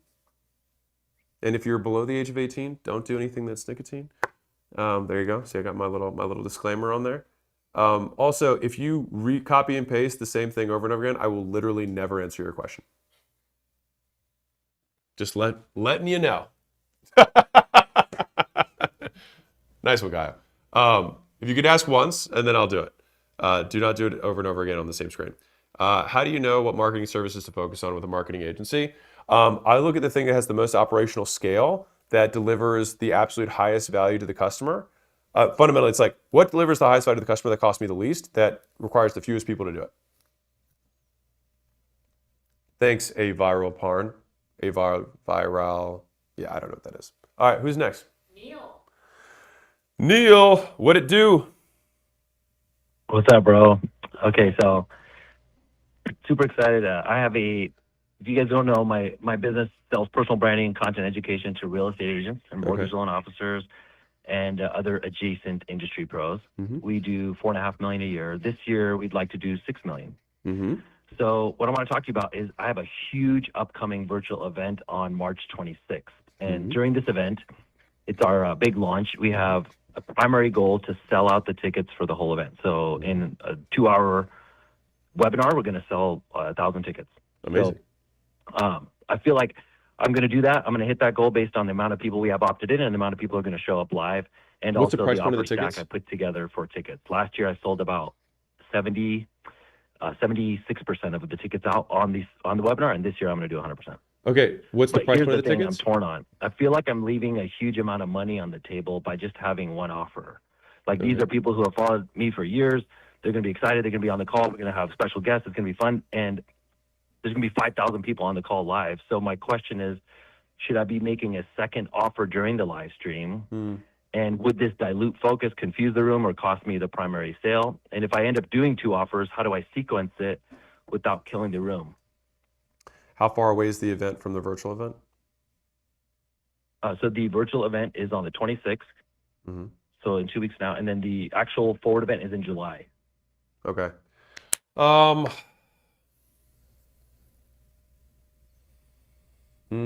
have a school community. I've done workshops. I got other things I could sell. Yeah. But I don't know. I don't want to miss out on the first goal. Yeah. Mm-hmm. So I'll tell you what I'm thinking. So if I had, like, obviously an in-person selling environment is going to be superior in conversion to a virtual selling environment. And so if I know that I'm going to be able to sell everybody from virtual to in-person, then I know I'm going to have that sales opportunity with the vast majority of the market, right? And then I'm assuming at your in-person thing, you sell the expensive stuff, right? Yes. So so I'll say this, I wouldn't sweat that you're like leaving a lot of money on the table.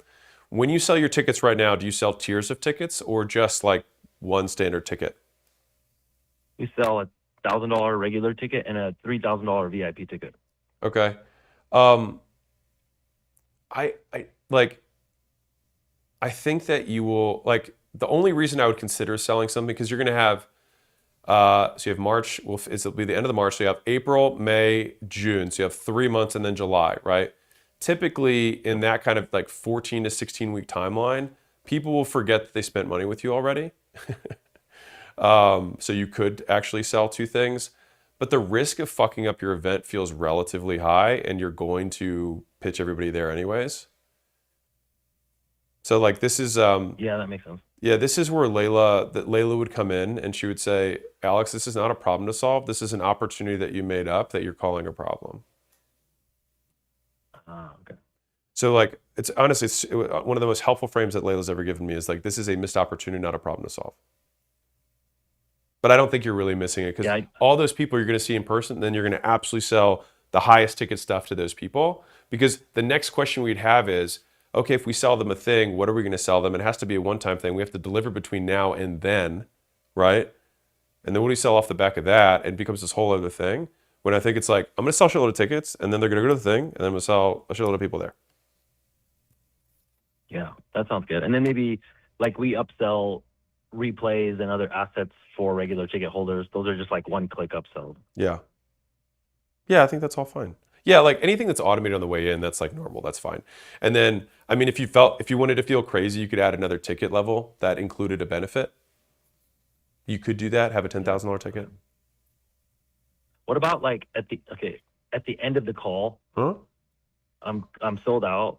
We're celebrating on the call. I'm like manifesting right now. Okay. So then, what about then telling them about my school community or doing something? Is that cool? Well, yeah, I mean, if you've already hit the goal, it's fine. And what's the price point of the school community? It's $2,000 a year. Yeah. So what I would do is this.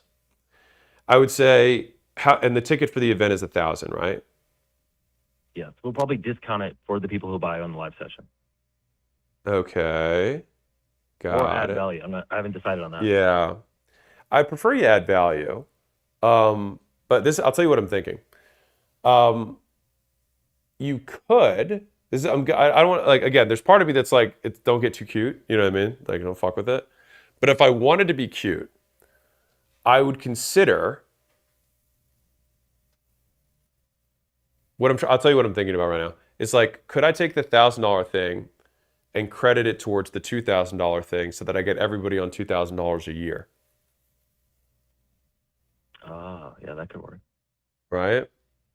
And say if we you typically do special deals to sign up for annual anyways. right, and so I'd say if you do it while you're on the call, I'm going to change the price right now live. You can do it right now, and you can go for an extra $1,000. You can have this for the year. It's credited towards the school community. Yeah. Again, the only fear that you could have there is that cannibalizes sales at the event. That's the only fear. The way I would position it is this is what's going to keep you going between then and here and that. That's how I'd position it. Got it. Okay. Yeah, because a lot of people in that lower ticket community end up purchasing the higher ticket anyway. That would probably be the offer I would do at that time. Okay, cool. I think that gets me out of the fact that I'm leaving the opportunity on the table. How much do you pay to fill the event? So right now we're going to spend $50,000 in ads, and then that's insane, dude. It's just organic posting, emailing, and we're going to get 10,000 opt-ins, and hopefully that's 50% nuts, dude. show up. That's amazing. Yeah, that's crazy. And you're going to sell 1,000 tickets at $1,000 off of 50K? Yes. We already pre-sold 300 at the end of last year's event. Beautiful. So I already have a 300 person head start. Love it. Yeah, you're going to crush them, man. I do like that is that once you've hit your goal, then make the offer. Okay, sounds good, bro. And whoever set up these calls, the feedback is killing me. I know, believe me, it's killing me too. We're 0 for like 6 on call setups. We're just incapable of doing something simple. But thank you. I appreciate it, Neil. Sorry, dude. Hopefully I didn't get someone in trouble right now. But no, you didn't. You didn't. They already know. I appreciate it, man. Thank you, bro. All right, dude. Good luck. All right. I'm going to take roll-up credit one-time sell to 2K a year. Recurring is pretty genius. Thank you, Kevin. I appreciate that. I'm 20 without experience. Join a marketing agency, start one, or try AI automation agency.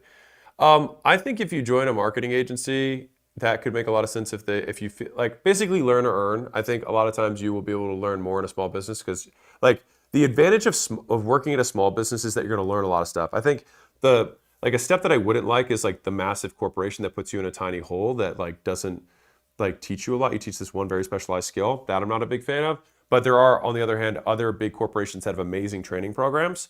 So like, for example, our associates who come work at the advisory practice for us, it's like they get they have like the perfect job. They have the job I wish I had my whole life, which is like they get to basically sacrifice their lives to learn a shitload about business in like 6 months. It's insane.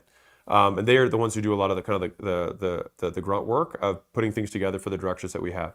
So that's a great role, but that's very akin to like the associates or the analysts in like an investment banking world or a management consulting world. Okay, join AI startup or start my own, drop out of college. I mean, I'm not going to make more stances on college. I've been pretty clear about that right now. It's going to depend on the opportunities. Hey, Alex, thank you for all you do. Wanted to ask you how you'd help a managed service provider IT grow its leads. Run ads, make content, reach out to affiliates of people who already have your audience, or reach out to individuals you already know. 4 methods. Pick whichever one you feel like you have the better skills for. Work for 2 years on a spa. Is it possible to start spa launch starting out? If not, what can I do to get that? You can work, I mean, whether you work for 2 years on a spa is relatively irrelevant to me. I think that you could start it if you know how to get the customers for it. So if you were the one who was in charge of marketing and sales for the business and you know how to operate it more profitably, then for sure. From a credibility perspective, it's a little bit tougher, but at the end of the day, all that really matters is can you deliver value to the customer? Like that's it. All right, let's do our next one. Our next caller is Slava. Slava. Alex. What's up? Alex, you're the man. Thank you for everything. Thank you. Alex, so I run a business. I run a school where we help Russian-speaking green card holders pass U.S. naturalization, become U.S. citizens. Mm-hmm. Yeah, we currently do 1.35 million per year, and we really want to get 4.5 million. 1.25 per year? Yeah, 1.35. 35, excuse me. 1.35 million per year, and you want to get to where? 4.5. 4.5. Okay. How big is this market? How many people are in that little bucket? It's not a little bucket. There's 1 million people a year that pass U.S. naturalization interview. Out of them, well, Russian speaking is not 1 million, obviously. Right. For them, it's Latino. There is no exact statistic, but it's like 70 to 50K people per year. Okay, so like I said, the little bucket. Okay. Okay, so 50 to 70K. All right, that's fine. So you have 50, 70,000 people there. All right, what are you charging right now? The core offer is 2,000. That's the average price. Okay, got it. That sounds good.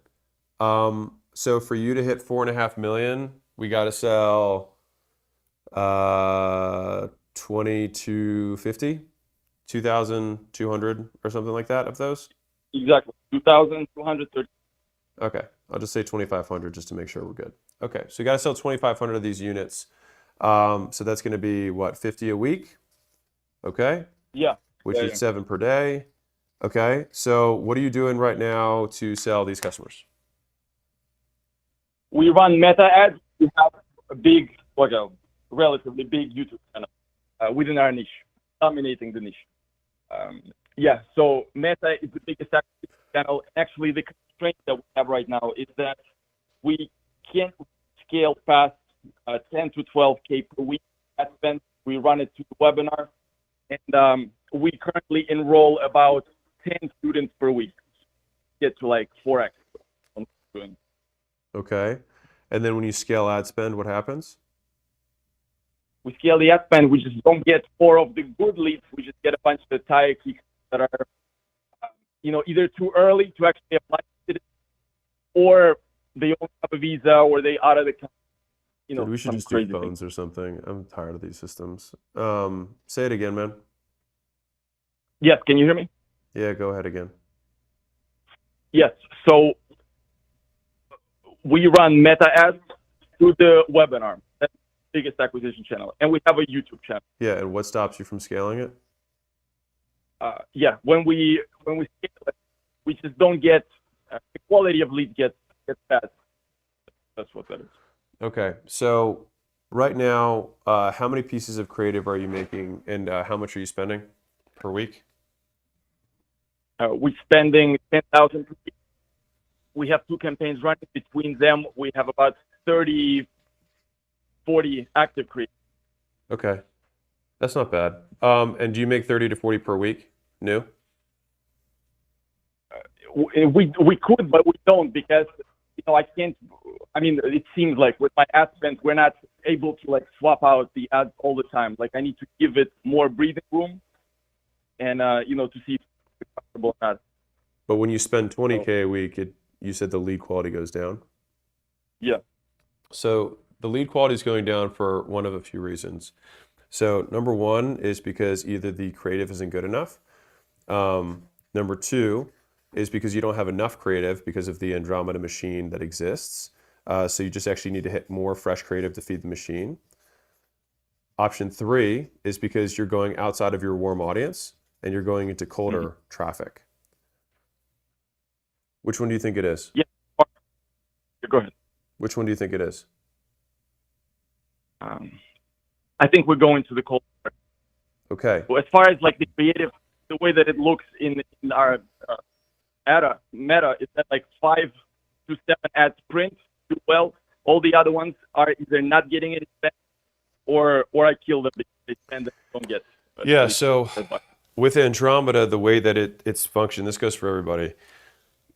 When right now, this is how the new system works. You feed it a ton of ads, and then it picks the top like 10% that it thinks are good, and then it runs it to those, which makes advertising more efficient. So advertisers are happy, but you have to feed that machine because your 100 ads only turns into 10 useful ones. And so you got to feed it again. So you get way less waste. Because I mean, every advertiser would say, like, if you could wave a magic wand, you say, I wish I could only run the ads that are going to perform. And so Andromeda more or less does this for us.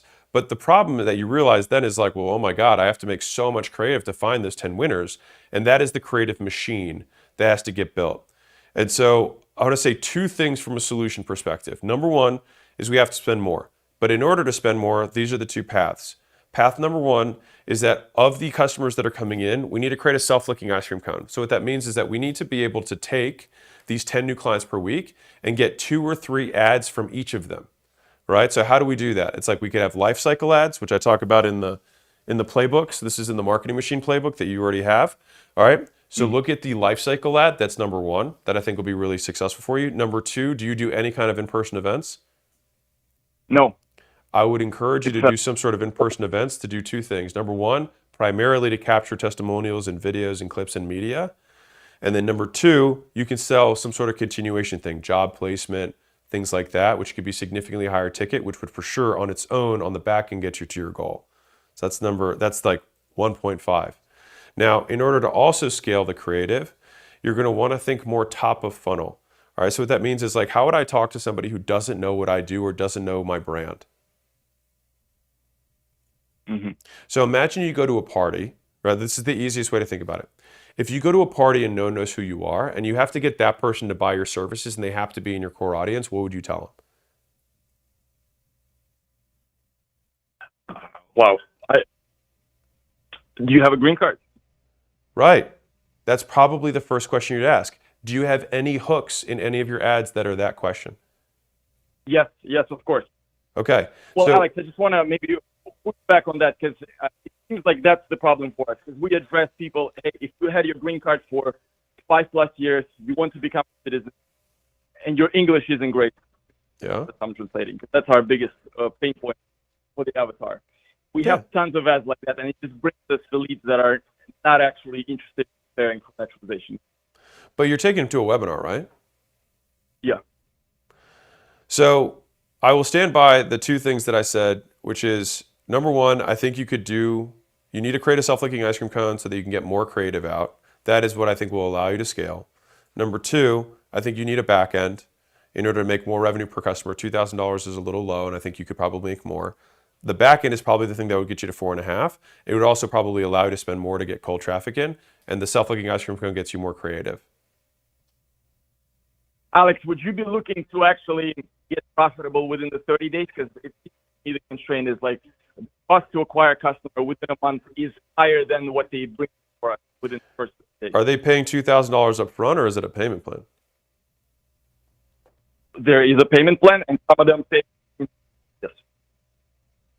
I didn't hear what he said. What did you say? We incentivize people to pay in full, but some of them choose the plan because that's all they can. Yeah. So when I hear this, it probably means you need a back end. We do have upsells.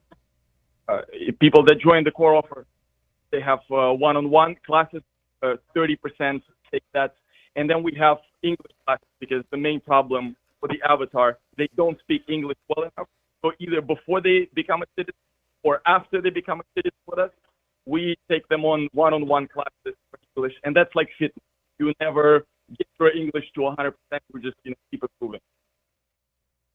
Okay. So what's the solution, man? The solution is to build a creative machine, right? Mm-hmm. So we can spend more. More creative. And you said you have a back end. You don't have a back end, you have upsells. I'm saying you need another offer which you could sell at an in-person event where you could get more creative. And I think it's probably around job placement stuff and job skills. Wouldn't that be completely different? So think about it this way. Think about it as more as like job-related language rather than like job, like not like a new business, just like a new portion of language. Does that make sense? Yeah. That's how I think about it. Because basically, we have a lot of elder people that Okay. are done with work. Okay. Well, then it sounds like you just need to make more creative. Yeah, that's the plan.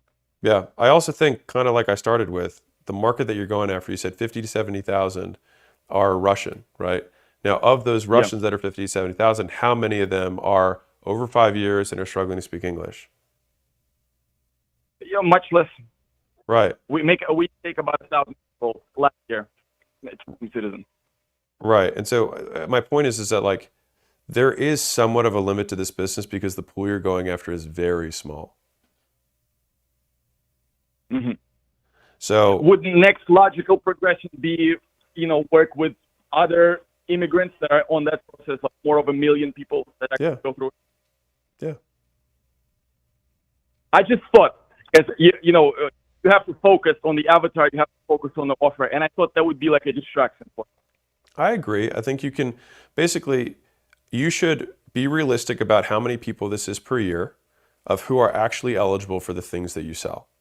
And then if you can get 30 or 50% of them, like you're winning, right? But for you to hit your $5 million goal without an increase in LTV, you need 2,500. You said there's 50 to 70,000. Now, of those 50, 70,000, we know for sure that a lot of those people are not necessarily struggling to speak English. Some of them are just, they speak English fine, right? I have multiple Russian employees that work for me and they naturalized and they speak English perfectly, right? Mm-hmm. So of that 50, is it half? Is there 25,000 that are there? Is it a third that are really struggling? Is it 15,000? Selling 2,500 to 15,000 is very significant market penetration. And so again, yes, I think we can do more creative. Yes, I think we can have more cold hooks. But I think that in order for you to scale this business, you will likely need to add some sort of thing on the back end or you go adjacent. Damn.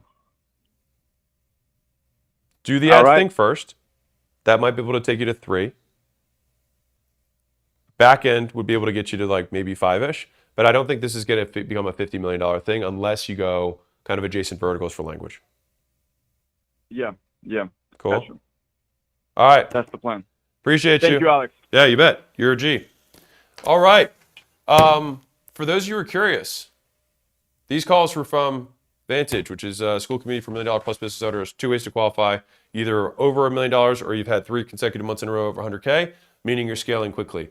And if you're curious about the price point, I surveyed the people in the group where 1/3 are over 10 million, and then I think 2/3 or whatever it is right in that million to 10 range. And I said, what is the absolute cheapest price that I could charge for this that you'd still believe that we could deliver it? And the concentrated point around it was $1,000 a month. That was the cheapest price. Anything below that, people started to think that it wasn't legit. And so that's what I did. All right, so just pricing it there because for me personally, I wanted to have a community of people, and a lot of the breakthroughs that I've had have just been around people who are further ahead than me. All right, let's do some A's and Q's. Okay, Jack Bremner, how would you go about the early marketing / gathering of sales of premium products? I would develop an audience first. Gather a bunch of people around the thing that you are interested in, and then ask them what they want.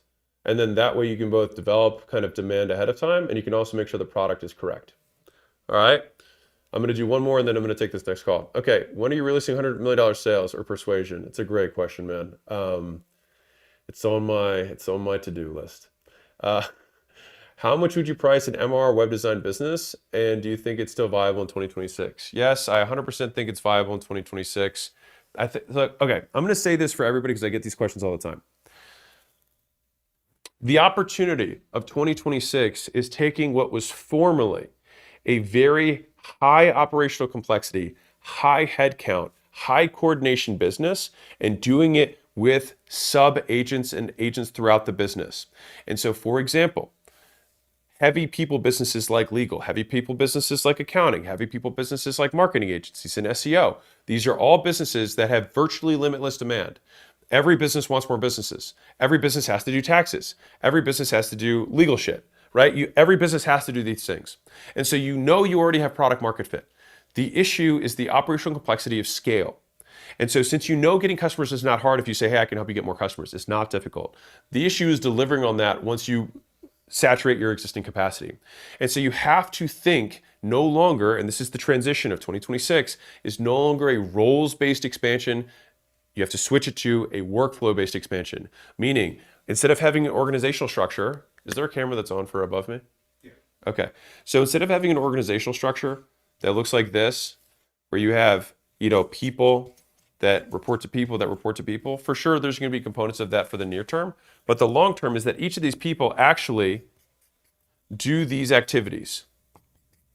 And these activities, when you stack them together, become one very long workflow that turns attention into money. That's the inputs and outputs of the equation. And so all of these little dots you need to reorganize, and each of these are agents and sub-agents that are trained on how to do specific workflows. So for example, what we're recording right now, we already have a mega prompt and multiple sub-agents who can clip these clips in real time. So rather than me needing an extra 10 people to manage the shorts that come from this, the mids that come from this for the highlight channel, the stories that the team will take, all of that stuff is now being automatically done. All right, and so the last thing that's happening now is that we've got one guy who reviews all the clips where the AI listens to what's the hook, what are the interesting moments, what are the kind of the payoffs of the clip, and it's collapsing them into multiple clips. So if I have a 7-minute clip with somebody, it's going to say hook 1, and this is V1 of the clip, hook 2, second version of the clip, hook 3, and we can take all of those and run them as trial reels or on YouTube Shorts. We can take the best performers and then we can put them on Instagram or whatever. But all of that is happening, and then the only thing that the editor has to do is just like make sure that it sounds right, the captions all make sense. And for me, I already know that it's on brand because I'm talking about business to business owners. So I know it's already good. And so that is the process. And in the old way of thinking, we'd be like, oh, we're gonna have to stand up a whole department in order to handle Hormozi Hotline. But in the way of the future, what we're talking about here is we have to think in workflows. Okay, so does that make sense? Give me some fire in the chat if you understood what I'm saying. This is a very important concept. I'm rich as fuck, brother. I appreciate that, Ian Kim, bruh. Okay, I'm a graphic designer. I don't have any idea. I can tell my service. All right, I'm gonna take this last call. Let's do it. Thank you. I got one fire in the chat. That makes me feel mildly better. Okay, maybe there's a delay. I think there's a delay. Makes me feel slightly better. Thank you for the flames. It stokes my ever breaking heart. Thank you, Technical Joe, for all of the flames. Kayla, more flames. Flames all around. You get a flame. You get a flame. Okay, last caller. Let's do it. Kedar, What was it? Idar. Ah, What was it? hi, Alex. What's up? Oh, Idar from Norway. I've been a follower since the sub 100K days. Nice. And firstly, I would like to thank you for the opportunity. Thank you, man.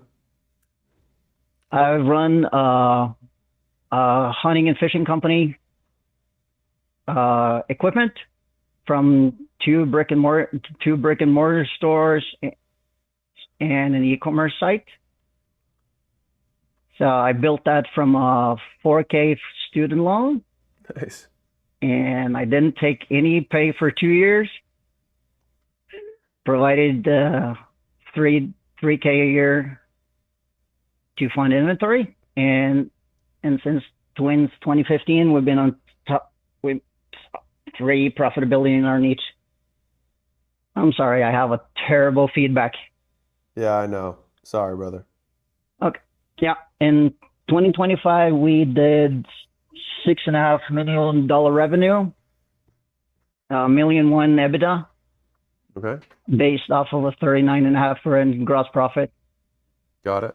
I have 60,000 active customers out of 143K total, Mm-hmm. and a market size of $100 million.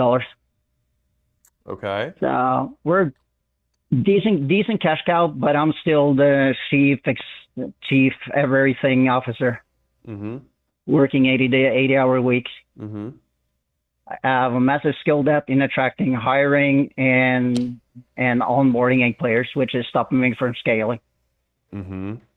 If you were in my shoes, what would be the exact sequence of building a people playbook so I can stop being the bottleneck and build a sellable asset? What takes the majority of your time? Everyday tasks. More specific. Talking to customers, taking out the trash, doing more or less no one else does. Yeah. So, I mean, in terms of sequence, the first thing I would do is be able to answer that question clearly with a time study. And so the reason I do time studies is because if you have a 15-minute increment, what appears to be random things tend to fall into patterns. And so if you do it 15 minutes every single day for 1 or 2 weeks, like we do this with new CEOs when we acquire a company, the first thing we have them do is do a time study, because that way we can actually tell whether like, hey, my head's on fire, day-to-day operations. It's like, how do we translate that? Because what we'll do is we'll see all the activities that you're doing and say, okay, is there a role right now that exists that encompasses the vast majority of the stuff? And it might mean that you have 1 or 2 roles that are missing or 3 roles that are missing within the business. I do understand that you got 1.1 million in EBITDA, and it's like you don't want to hurt that. But the idea would be, can we replace 2/3 of your time so we can free up some more of it so we can create more profit in the business with the time that you have doing higher leverage activities? And Yeah, so- I've been looking at hiring a chief operations officer. Okay. So chief, head of ops is not necessarily a bad role overall, but a lot of times it tends to be a junk drawer. And so when I say junk drawer, it's just like you open it up and there's just a whole bunch of stuff inside of it. And so if you want to hire that person successfully, you're going to have to really clearly define all of the activities that you want them to do. And so either way, you're going to have to start with this time study to get a better hold on the many things from taking the trash to talking to customers that you're currently doing. I would also bet that there's some stuff that you're doing right now that you could also just choose not to do and the business would be okay. So like when you're talking to customers, what are you doing it for and how often? Basically, more or less every day. Yeah, but for what? What reason? Because usually when things start to shit. Okay, so this is customer service. Yes, Okay. And so do you have no customer service reps? I do. I have one guy, but he's too young. Okay. I will, how old is he? 24. Okay. Well, like right now there's a bunch of 24-year-olds who have like billion-dollar companies. And so I don't think he's too young. I would say that you probably haven't trained him on the skills required, because a customer service role, it's like there's 5 things that are happening in that role. And we just need to give them a script for how to handle all those things and then train them on saying the script. Okay. Because there's no, like 24 years old. I mean, my God, it's a grown man. Yeah, but he's still a kid. Well, I mean, if you treat him like one. Is it your kid? Okay. No, it's the son of a really good friend of mine. Yeah, then maybe you treat him like a kid still, right? But I mean, fundamentally, like he probably wants to do a good job, and you probably have to empower him to do so. Because if every time something gets difficult, you jump in rather than basically, I'm going to say this and don't take offense to it, okay? You're being lazy by jumping in to solve the problem for him rather than doing the work of training him to do it for you. Because in the short term, it will cost you more time and frustration than it does in the long term. And so right now, you jump from short-term fix to short-term fix to short-term fix all day long, rather than taking the excess time in the front end and the risk of what happens if this person leaves after I train them. Yes. So I think like that's one. So you talk to customers. So that's like, okay, if we train this guy up, that'll take off some portion of what you're already paying him to do. So that'll free up your time and you don't have to pay any more. What else are you spending your time on? Marketing, Okay. purchases. Okay. When you say you mean marketing to get customers to buy, right? Yes. Okay. Is purchases something different? Or are you buying material? Like what is that a separate item, or are you saying marketing to get purchases? Yeah. No. Merchandise. Like purchasing merchandise. Yes. Okay, got it. So you do the buying and you do the marketing to sell a product, and you have a customer service team. So we can offload some of the customers. Do you have anyone who helps you on the purchasing?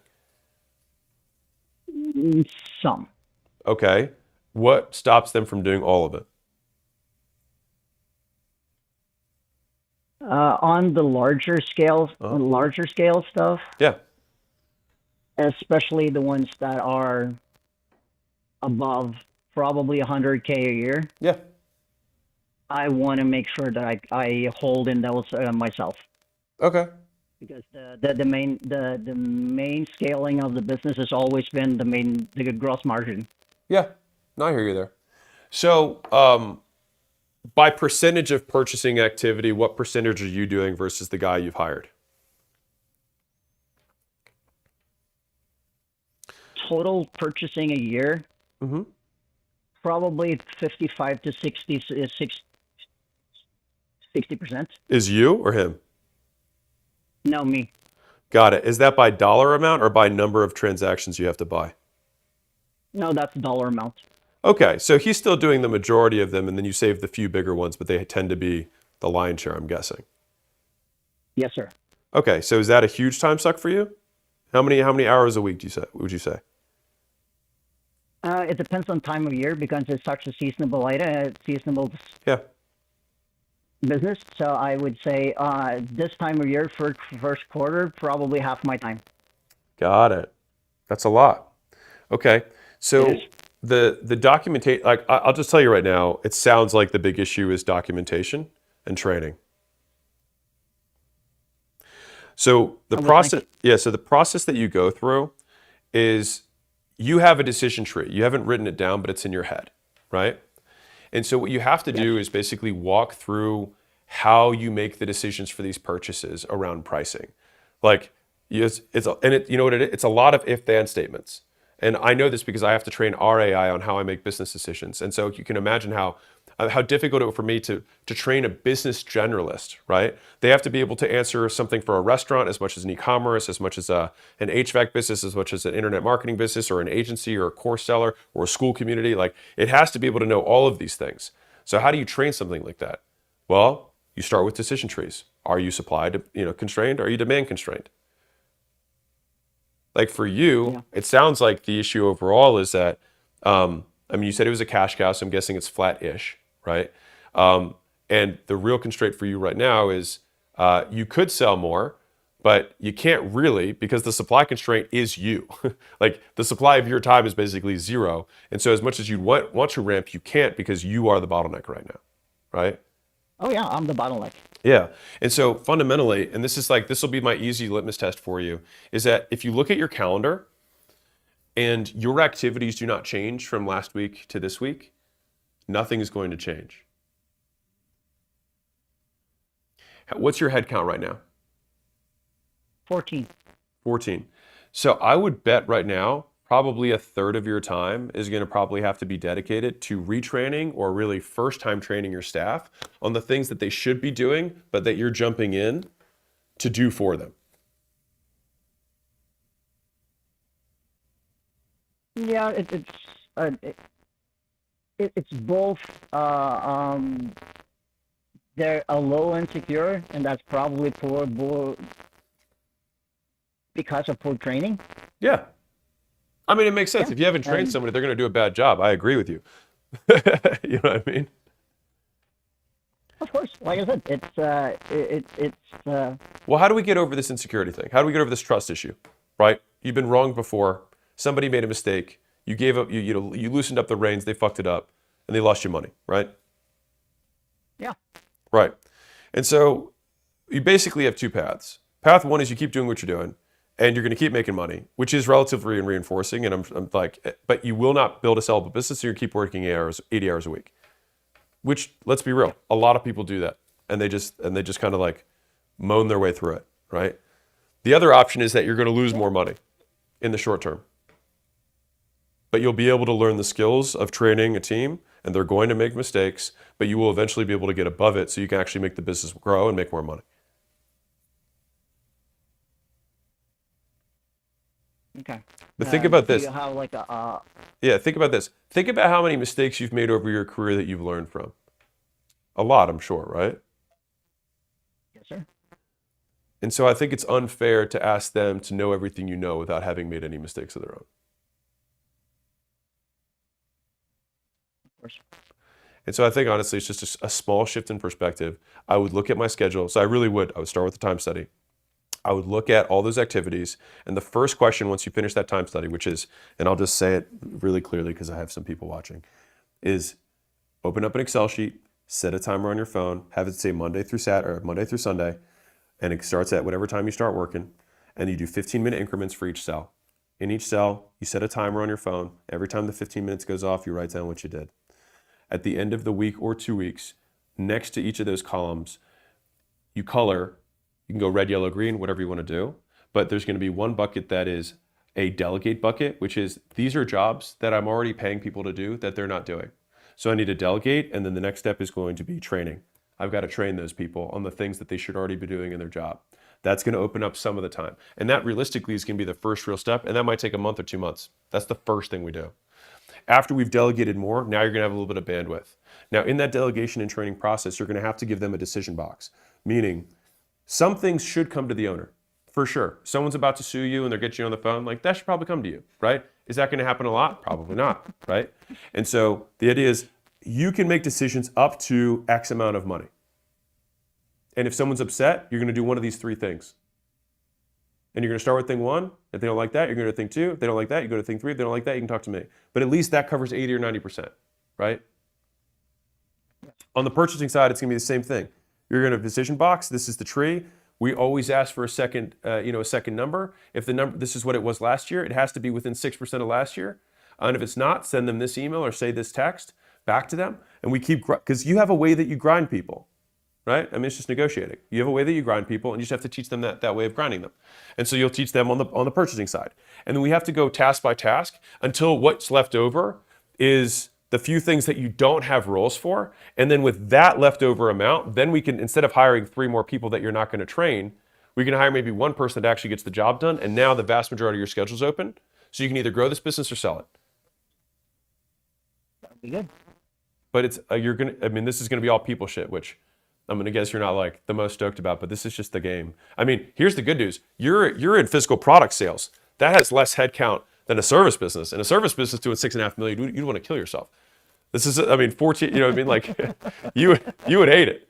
So this is the game, though. Okay, thank you. No, I appreciate you, Idar. Thanks so much. Thanks, bye-bye. Good luck. All right, see you, man. Okay. Oh, okay. Wow, I feel like I was in an echo chamber. All righty.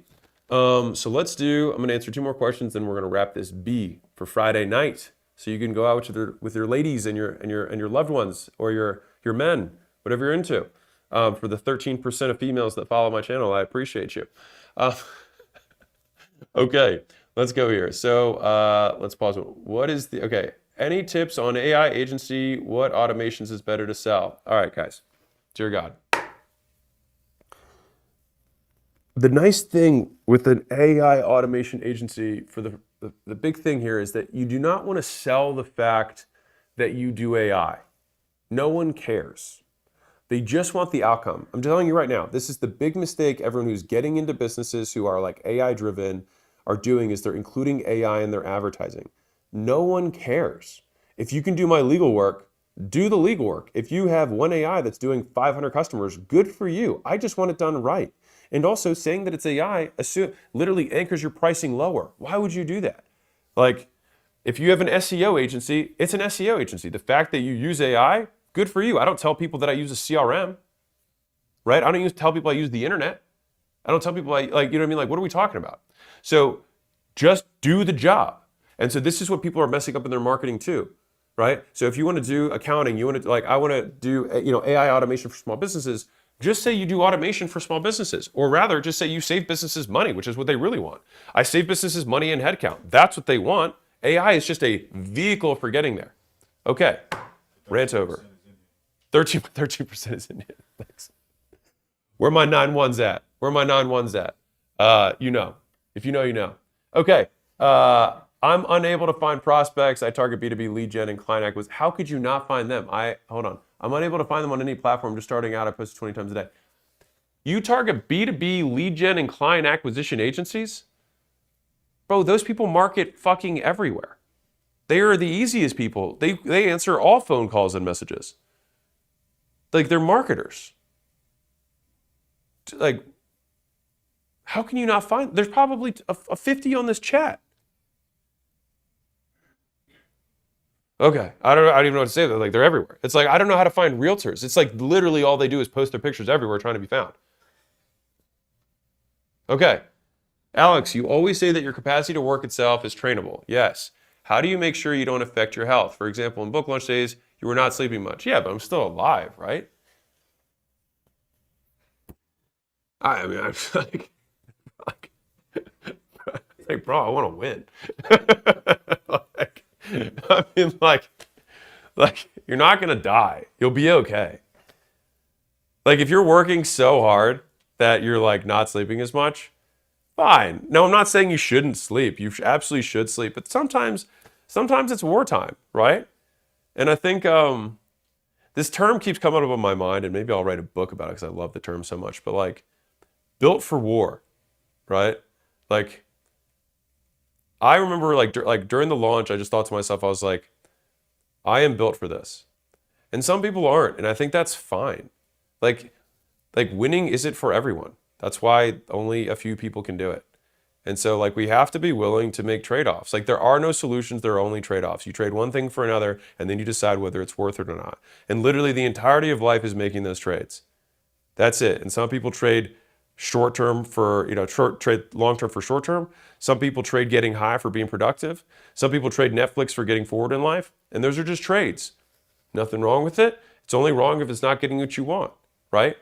And so, like, the health thing, yeah, be healthy. Long-term, I mean, obviously your longevity in the game is going to be important.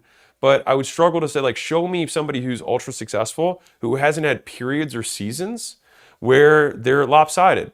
And so my encouragement for you during these like seasons of lots of work is to think about work-life balance on a longer time horizon.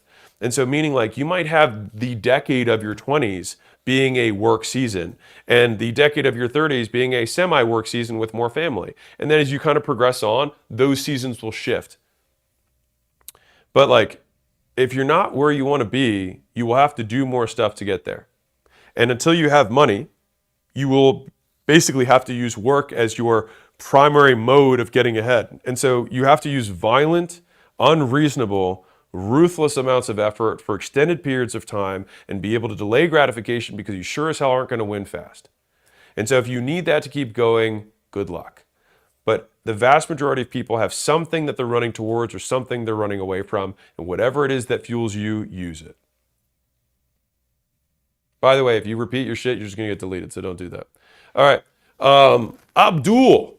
I'm a big fan of Alex and his thinking. Thank you. Me too. I've been following you for 3 years now. I have one question. I'm from Pakistan, building an AI agency in the US. What should I do? Don't build an AI agency. Do something for someone and happen to use AI. I feel like I keep reading the same question.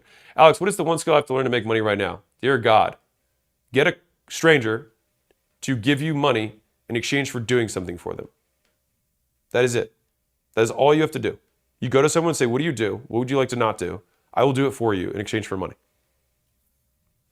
That's it. And then you go down the rabbit hole and you see how many more valuable things you can do for somebody and how much more they're willing to pay. And then over time, you go to better and better people because you solve better and better problems and you get paid better and better. That's literally the monodirectional path. And then you get more and more skills and you say, I wonder if I could develop an app that would solve this problem for many people at once, right? Or maybe I hire other people to help me do these things, right? You just start getting more leverage.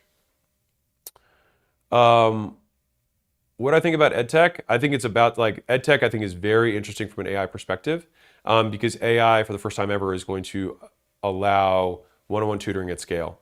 And so for many of you, I would so strongly encourage you, if you don't know how to learn something, just ask an AI how to do it step by step. It's not that hard.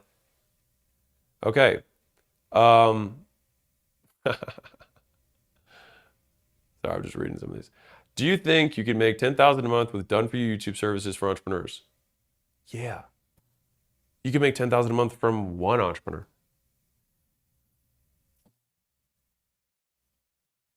Go find an entrepreneur. Thing is, you need to be good at YouTube. You need to have proof that you're good at YouTube. So either you work at a YouTube channel and you use the credibility of that channel to then do the thing because you've learned the skills, or you build your own YouTube channel. Cybersecurity is going to go up. How to help my dad's hardware business, which is located in a rural area. It's a good question, man.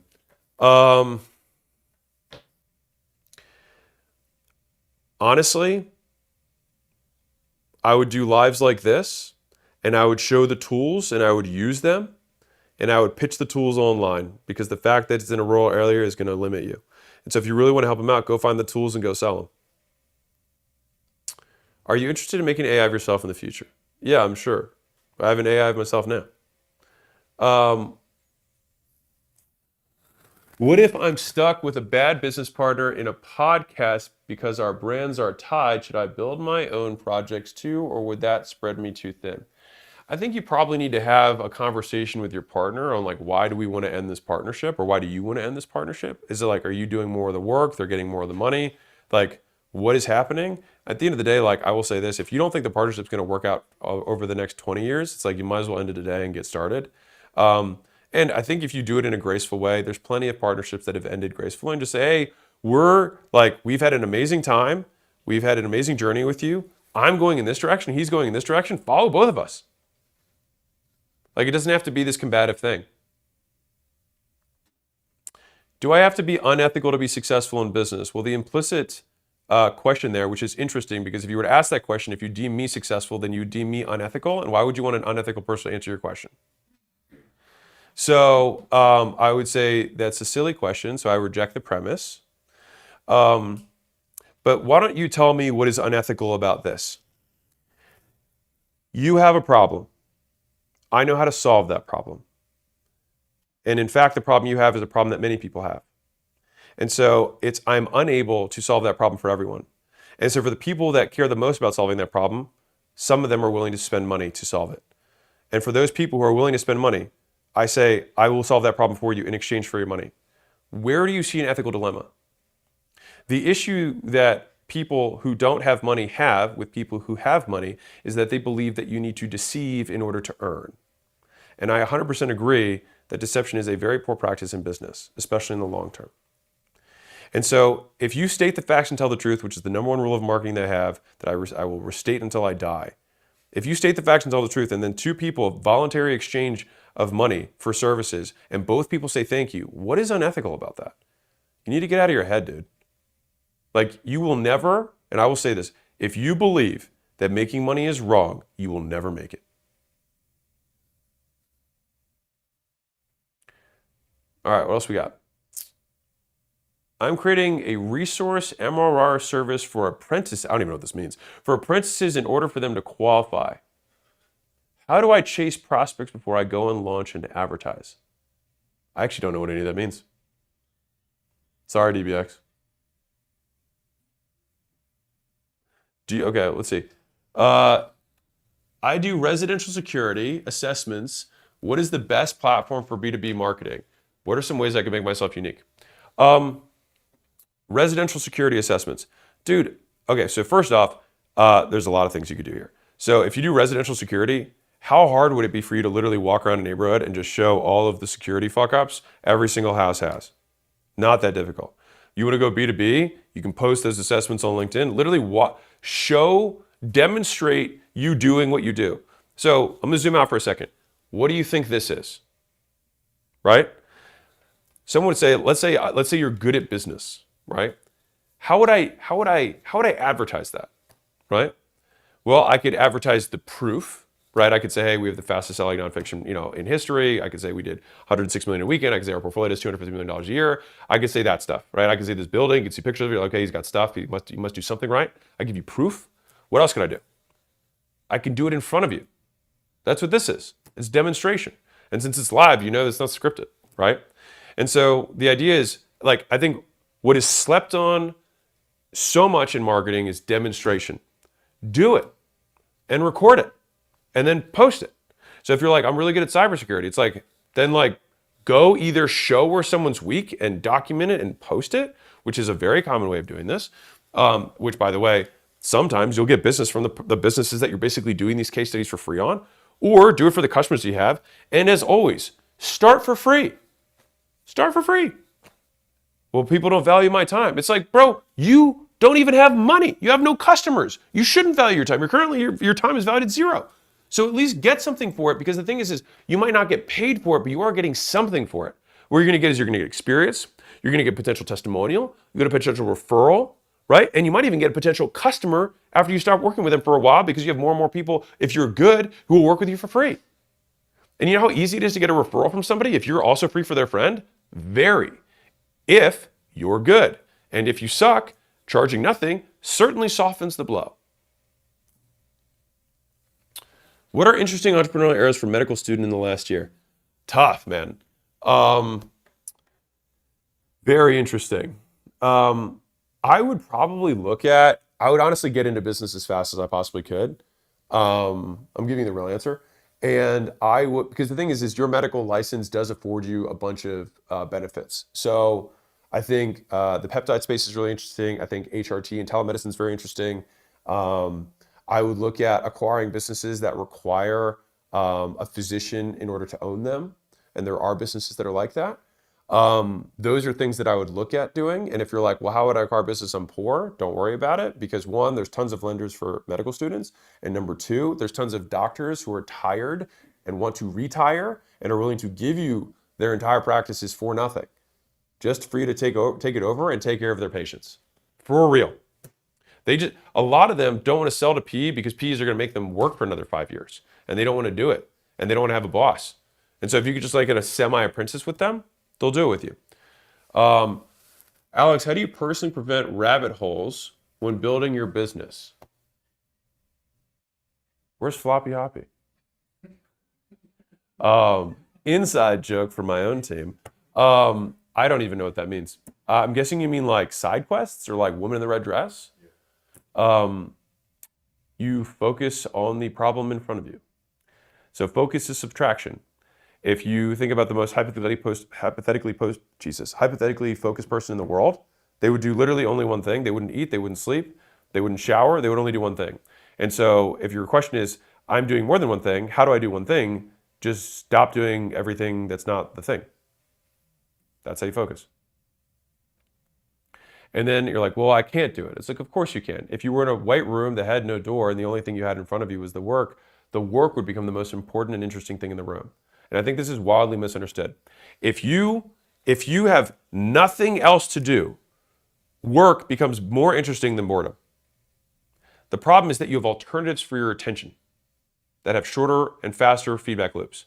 And so the reason that I'm so militant about removing all of the attention sucks in my environment is because I want work to be the only thing that takes me out of boredom. And so it's not about discipline, it's about arranging your environment so that the only natural thing you can do by being lazy and not being bored is work. And that is why I believe it doesn't require a tremendous amount of willpower. You live in a black box staring at a wall? Amazing, Joaquin. I love this for you. Okay. I'm 21 years old. I served in the Army. I had a tough life. Okay. I never gave up on something I wanted. I want to succeed in business, but I'm solo and it feels like too much. Why does that feel like too much, man? You don't even have employees. It's way easier. You just got you to manage. Army's harder. One of my guys is in the Army. He said Army's way harder. Dude, literally just, again, go to somebody, do the thing that they don't want to do. Like many of you can start what I call nuisance businesses. Like a lot of people try to, like, I think this is one of the big mistakes, is thinking that you need to somehow invent some new category and become the next Facebook. 99% of people who make money look at the market, see businesses that already exist there, and say, I think I could do that too. And believe it or not, you don't actually have to try that hard to beat business owners because many of them are lazy and they have employees underneath them who aren't very well trained because they never trained them very well. I talked about one earlier today. Right? And so you don't have to beat the business owner. You have to beat the unmotivated employee or account rep at 123 Acme Co. to win. And the pitch you just say is, hey, I'm starting out. And so for the same price as that guy, you actually get the owner and you've got my cell phone and you can call me whenever you want and you can harass me. And I'm going to do everything I possibly can because I want to get your testimonial, I want to get a referral. And this is how I'm starting my business. And guess what? People will take a shot on you because you're right. As long as you don't suck, you will be better than the person who's been barely trained. You always have an advantage. And when you start out, there will always be a room for the small player because you will always try harder than somebody who doesn't have the incentive of the owner. And so the only reason that you are succeeding right now is because of deficiency of skills, period. Not because business is hard, it's just because it has more steps.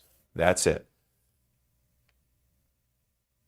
Okay, I mean, let's be real. Tying your shoes was hard when you were 4. You just didn't know how to do it yet. It's not hard now because you know how to do it. So everything you don't know how to do feels hard until you learn how to do it. How do you learn how to do it? You try. Then you get feedback loops. And then you find out why you suck. And then you suck less because you keep doing it and you get feedback.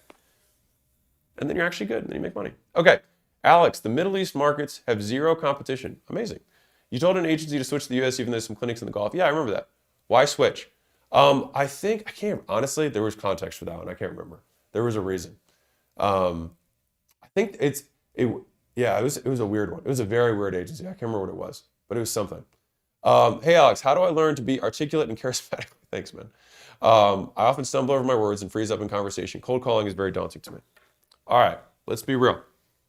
Hold on. This will be good. This will be worth it. This will be fun. This will be fun.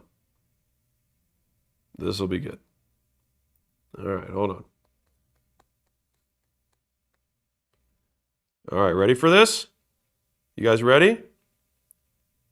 Okay. Let's see if you guys can hear this. Let's see if my Wi-Fi actually works. Hey ladies, welcome back to the second video. So I just wanted to cover what we're going over today. First thing, just to recap the last time, cellulite on your back.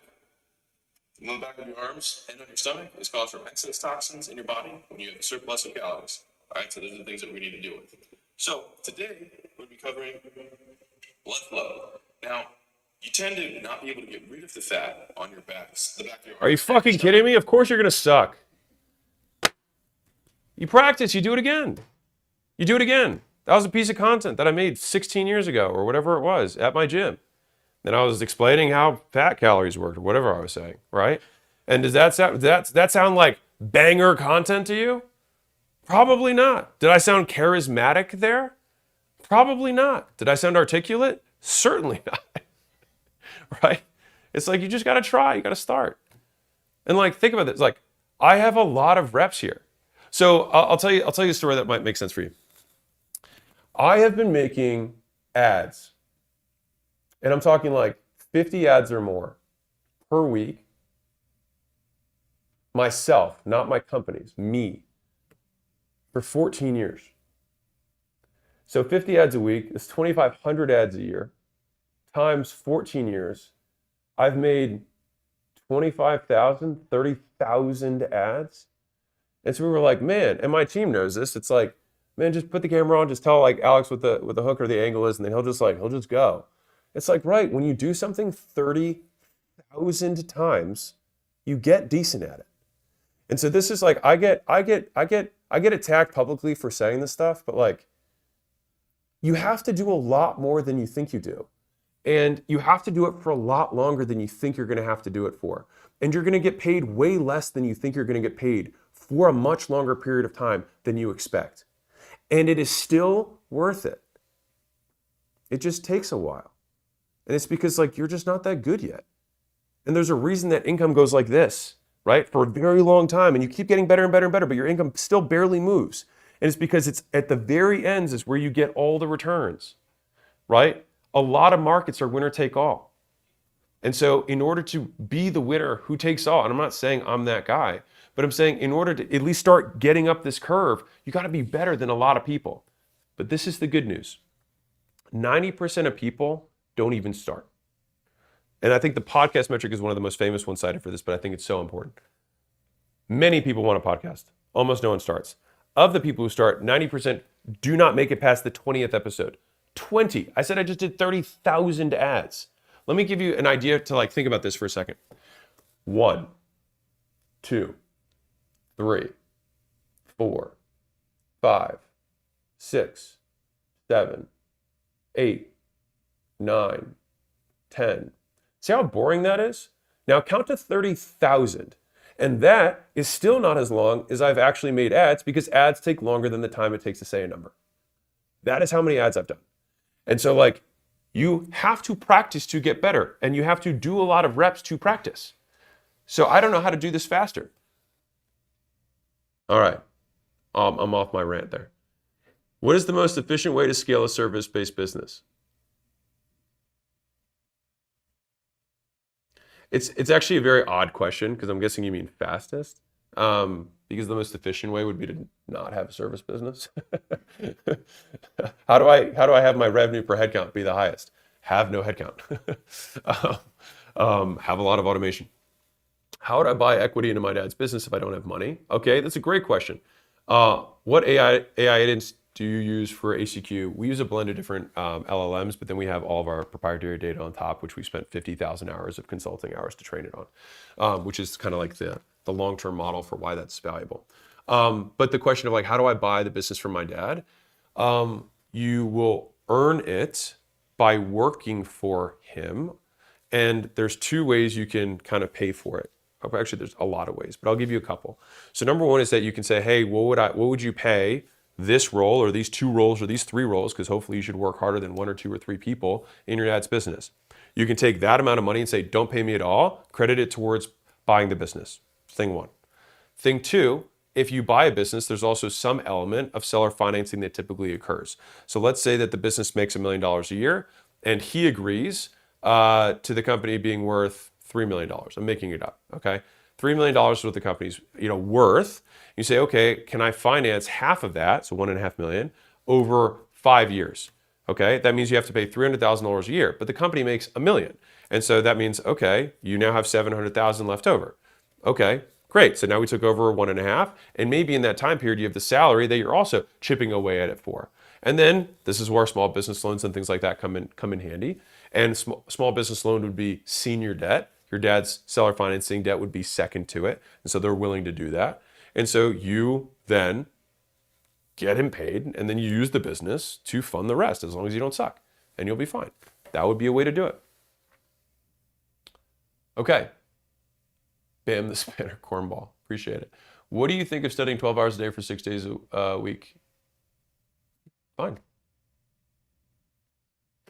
Good question. Is learning ads for local service businesses still good? $15K a month to learn in 2026? Yeah, there's a lot of brick and mortar businesses that need customers, like a lot. Like you could create, like today, you could create a $1 multi-billion-dollar company, if you just were better at helping brick and mortar companies get ads that or get leads and customers than anyone else, for sure. You just have to be good and you have to know how to scale. How do you balance between using AI? Oh, missed it. All right. Let's see one. Okay, Alex, I run a roofing company. I do door-to-door for all my revenue. How do I scale my team without running paid ads? Door-to-door turnover is insane. It's a feature, not a bug, man. It's a feature, not a bug. You're going to have to create career paths for your door-to-door guys because I'm guessing they're turning out for either better opportunities. So you probably have a multi-pronged approach. That's probably the issue. So one is you have to have the economics in the business so that you can pay better, number one. Number two, the career paths have to be clearly spelled out. So I think I made a post about this the other day, but one of my favorite ways to build out a career path for what I call repeated roles. So if you have a business where you have a lot of a specific roles, you have a lot of salespeople, a lot of editors, a lot of accountants, whatever it is, you have a lot of this person. When you have a lot of people, you need to have a more robust onboarding and training system, and then a very clear career path for why. Basically, you have to answer the question, why should I stay with you for 5 years? That's the question you have to answer. And so in order to answer that question, one, we have to have the economics. The second is we have to show growth. And this is a big one. I think it's wildly underestimated.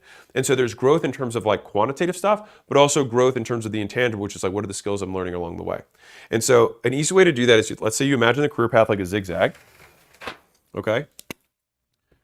And so what we zigzag at each of these kind of corners is you have title increase, and then you have a pay increase, and you have a title increase, and then you have a pay increase.